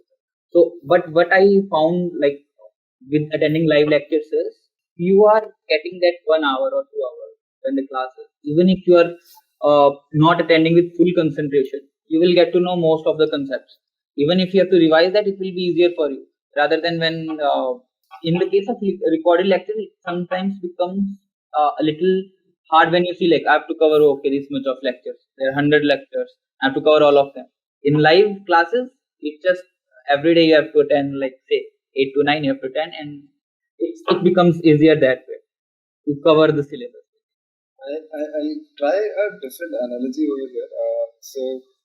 When I joined, I've joined multiple gyms in my life. I've joined Gold Gym, I've joined CrossFit. But in Gold Gym, the idea of Gold Gym is that you can walk in anytime, work out, and come back. Right? And CrossFit has fixed slots. You can start at 6 o'clock, 7 o'clock, and 1 hour slots. So my attendance in CrossFit is much more than attending in my attendance in Gold Gym. I used to go maybe 2 or 3 times a day. But when I have to be ready by 7, because otherwise if I'm not reaching there at 7, I'll miss that class. That also gives a mental stimulus that I have to be ready for something. So it's like a dagger hanging on your neck. That if you miss it, then you miss the I think this is a human behavior. A person asks the difference between offline and online. I think this is the difference. It's like in offline, if you have a class, you have to go there daily. And if you miss that, you will have something like either your teacher will ask why I have not come. So there will be some kind of penalty, or you will feel bad about it that I didn't attend the class. That thing is not there if you are accessing the recorded lectures. It's Correct. all upon you. And I think people can do it with recorded as well, and people can yeah, do yeah, it yeah, with yeah, reading as well. yeah. It is doable. It is doable. But it's as a means general human behavior. Most of the times you tend to fail at those things. Like I am also able to see recorded lectures, but I have to basically push myself a little more to do that. Correct. Yeah. You Even need for to be more myself, motivated. yes. It's a little easier in the other case. I'm just saying that. I guess when you have a time, like you need to attend the lecture 9 o'clock. Yes. So you Yes. have something in mind, like 9 o'clock I have to sit and I have to Yes. listen what is happening. So that is something the timer should be helpful. Right. Yeah. I think, and the streak feature also helps. I don't know if that feature was there. With you Yeah. earlier. It was there. It was there. It is And it was there even before the interview bit academy, like before the Scalar started. If you Yes. are doing problems at interview bit, if you are solving every day, there is a streak that is built. So that feature was even before the course started. Yeah, I think that's a feature which is borrowed from Interview, which is a free platform where anybody who's not a part of Interview with family or Scalar family can also go. It's completely free. That basically kicks in that it gives a sense of achievement, right? Otherwise, Yes. problems tends to be boring. So Yeah, that kind of motivation that you require, it is that you just keep Yeah. going on. what was your question distribution while preparing for reviews? Especially. Question distribution, I think he's referring to the topic, DS algo topics. That maybe how much weightage did you give for graphs, how much weightage did you give for arrays, DP, and all that.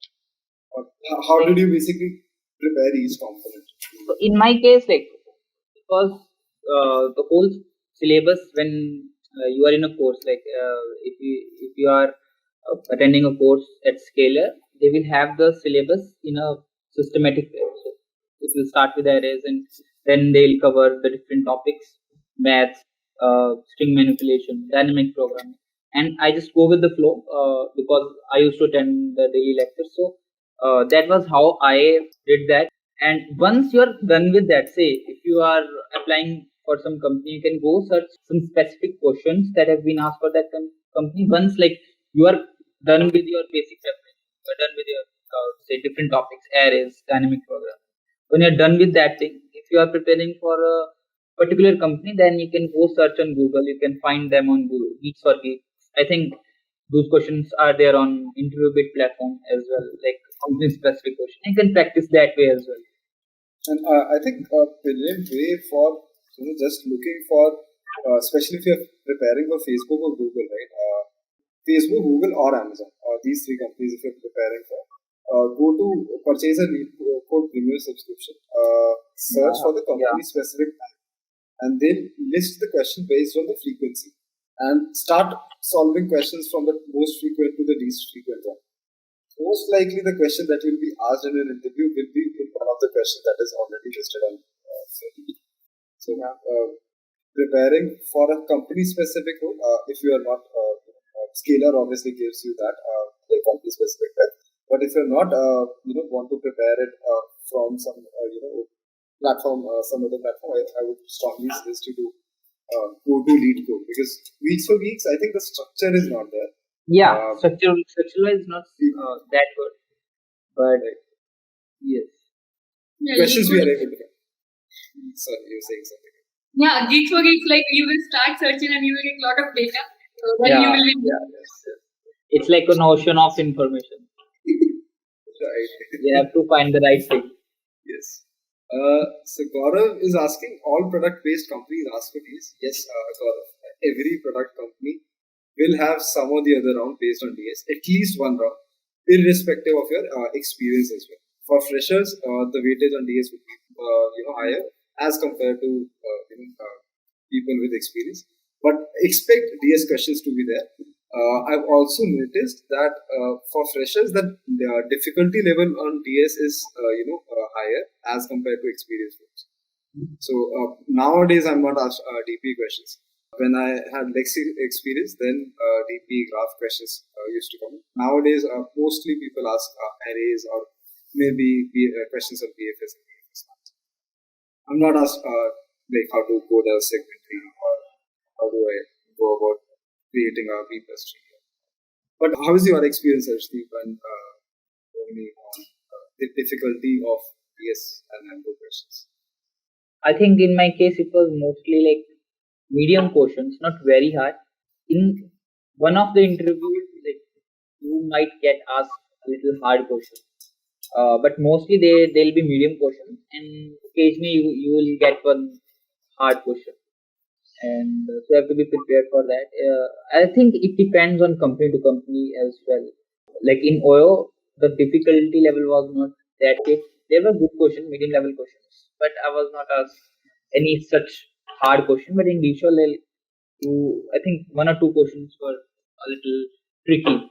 Mostly, if it is not even hard, sometimes they frame in such a way that the underlying concept, you might not be able to, crack the pattern. What type of question it actually is. They frame the question in a tricky way, maybe, and maybe you are not able to crack it. So you have to be. Maybe, I think Mohini was also excited with this question. Yeah. So basically, for me, I have experienced medium mostly, but there was some company I faced a hard problem also. I've seen, but I believe medium was easy for us because we have that much practice. If we would have practiced more, then that hard problem would be easy for us. So that is the only thing. But yeah, for some companies, I have seen hard problems. Cool. Ankit is basically asking, sir, is job change necessary for growth of payment, or should we depend on appraisal? Ankit, there are two ways. If your goal is to earn money, right? So there are two ways. So in Silicon Valley, they say either join a startup at an early level, right? Work in a startup for 4 years, right? And work. The reason I'm saying in a startup is that it will give you a lot of ESOPs. And if those ESOPs converts, right, if the company goes public, by 4 years you would have acquired, a good amount of ESOPs in your portfolio. ESOPs are basically stock of that particular company, and if that company goes public, you will earn money. So I have my friends who have earned in crores just in couple of years. So one friend who's in US right now earned around 10 crores in 8 months just because his company went public. So you can get quick money if you join a startup, which is where you see there's a potential to go public or there's a potential to be acquired. So that is one way. Right? You join a startup, you see the stock appreciating, and then the stock will basically give you tremendous amount of money. Your base might be low, but you will acquire a lot of money just by the stocks. The second one is if you join on the similar lines, if you join a tier 1 company, maybe a farm kind of company, I'm not sure if Walmart gives stocks or not, or if T-Shaw gives stocks, but try to join a company which gives you some stock options, because if you see previous data, right, last year the stock value of Facebook was around $150. Right now it stands at $320. So let's suppose Facebook gave you stocks of 20 lakhs only. Just by the stock appreciation, your package has increased from 20 lakhs to 40 lakhs. Right? No other jump or no other company would give you that kind of a jump. So join a company where you can see that there will be an appreciation in the stocks. That will have two benefits, right? One is the company will be at a benefit because you will have a vested interest to work for the company, because if you work harder, the company will grow, and with the company you will also grow. Right? That is the first way, right? Where you are not just gated on the appraisals, but you are actually gated on the number of stocks that you have and the kind of appreciation that they can give you. Having said that, it's a riskier proposition, especially if you're joining a startup, because the number of startups that fail and the number of startups that succeeds the ratio is quite skewed towards the failure, right? So the chances are that your startup that you're going to join might shut down, or the you might have to wait for a longer period to get the fruitful value of that particular ESOP. So the safer bet that many engineers take is that they try to switch a lot of companies. Again, there are two kinds of companies. Right? One kind of company is that values your work, right?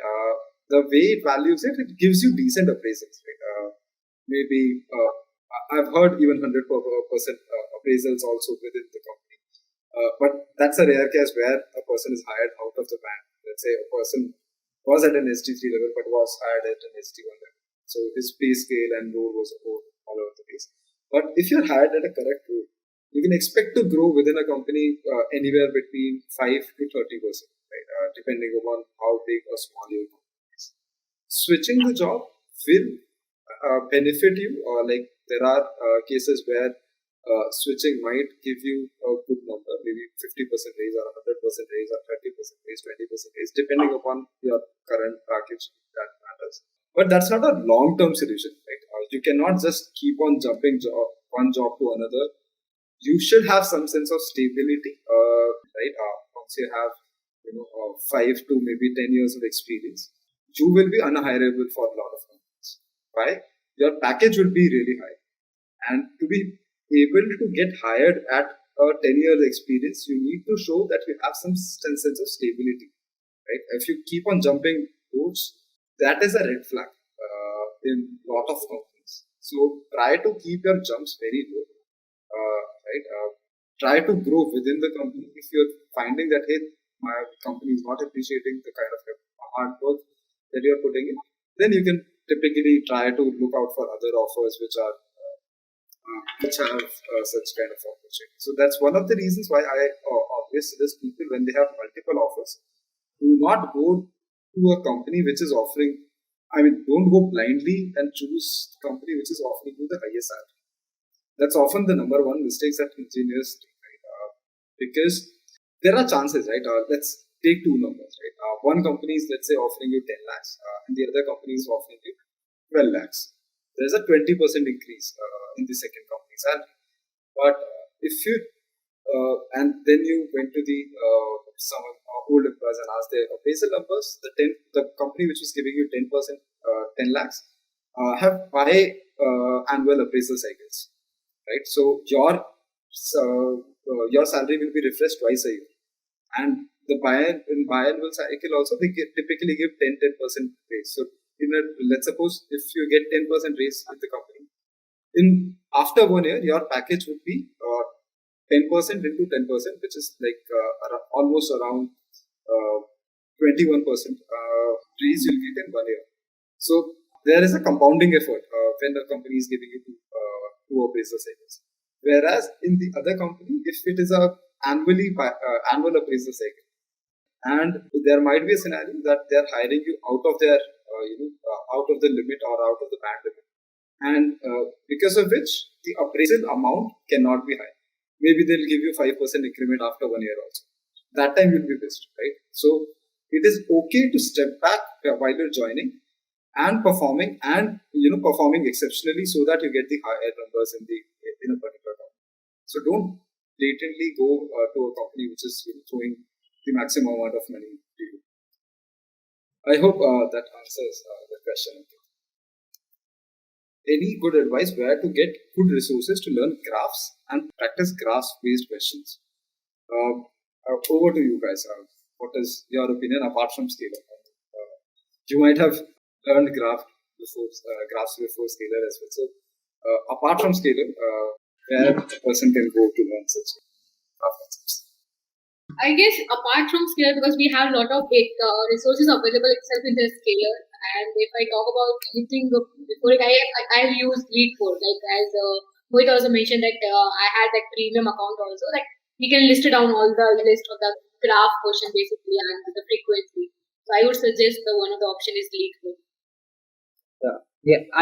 What I would suggest is if you're just starting out and you don't know much about graphs, go maybe to YouTube or some other resource, learn about it, and first implement it, because there are two ways you can implement it. There is one way called agency list, and you can also use like 2D basically your list arrays, 2D arrays. to implement it. So get the basics of it first. Maybe try implementing some complex, maybe algorithm, maybe like the extra. Once you are comfortable with implementing all those things, then jump onto the portion. Start with basic BFS, DFS, and you can do it on any platform. You can go on Interview, you can go on LeetCode, and you can go on any other platform as well.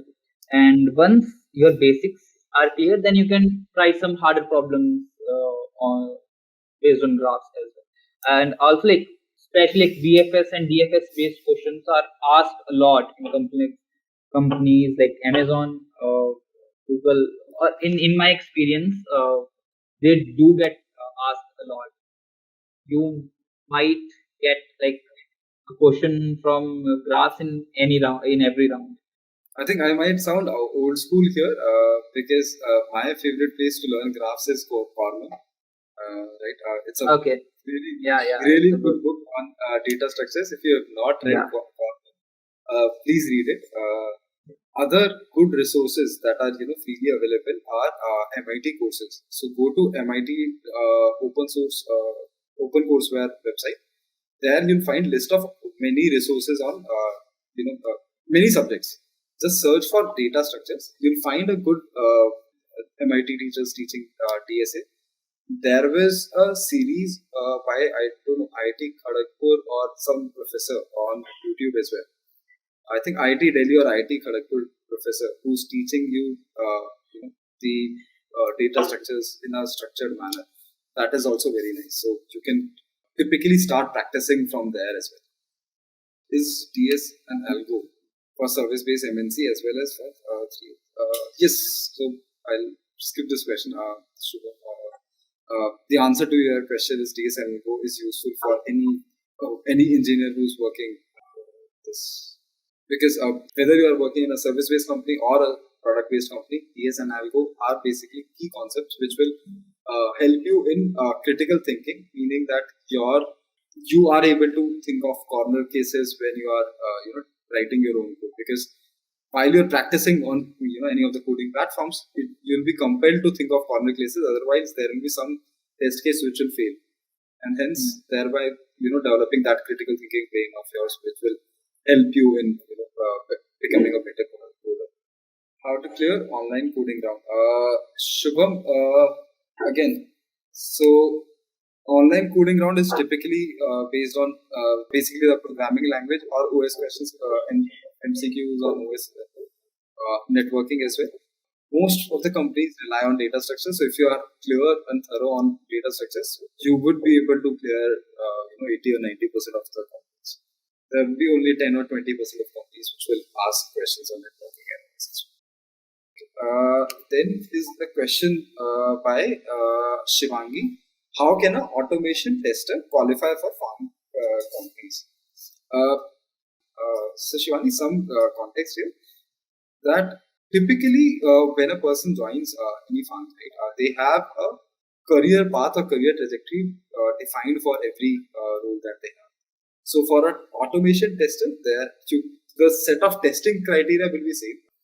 You will still be asked DS and algo questions, just that the level of DS and algo questions will be less.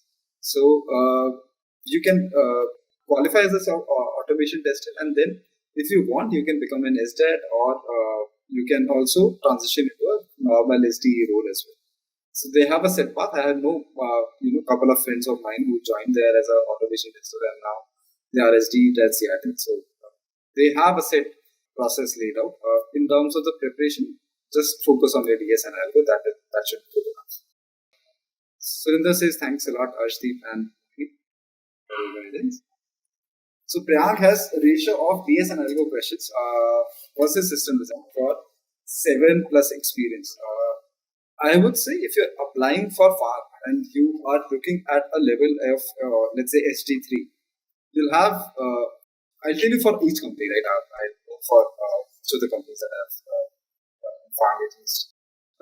So Facebook asks you 2 coding rounds, which will be comprising of 4 DS algo questions, 45 minutes each. You are expected to write code, working code for all 4 questions that are asked. There will be 1 system design round, and there will be 1 round on behavioral aptitude. For Google, you'll have 4 data structures round, 1 system design round, and 3 DS algo, 1 system design, and 1 payroll or googliness round they call it. For Amazon also, it will be similar. So SD3 at these companies, the difference between SD2 and SD3 at these companies, even though the process and the number of rounds is same, is that how well you communicate in the system design round. If you perform well, you'll get an SD3. If you don't perform well, you'll get an SD2. Right? That's the basic distinction. For other companies, the more focus would be on your system design skills. You will be tested less on DSLCO, but you cannot just omit the DSLCO part from these complete reviews as well. Still have to go through these questions. We'll take last question for today, which is, what are the switching options for a mobile app developer with 9 years of experience? I think this is okay. So one of the things that you can become is you can apply for a senior Android developer, senior mobile developer, head of mobile engineering, or these kind of positions, or you can go to a management track where you can lead a team of these engineers, be a engineering manager where you translate the product requirements to a development phase. So those are the 2 main trajectories where you can also apply for a individual contributor at an SD3 kind of level. All right. I hope the session was fruitful and helpful for everyone. And I would like to thank again Mohini and Harshdeep both for taking time and helping our audience to get motivated and know the right tools and technologies to get into great product companies. Any last words for both of you? Maybe Harshdeep, if you want to say something. Like, it's been a pleasure interacting with you guys, and to help in any way out. It's a great feeling. Love being here. Thank you for actually inviting. Thank you. I guess from my side also, thanks a lot that get this opportunity to come here and we can share our experience. Thanks a lot. Sure. Thank you so much, guys. Join us in the next live session. If you're not subscribed to our channel, please do. Thank you.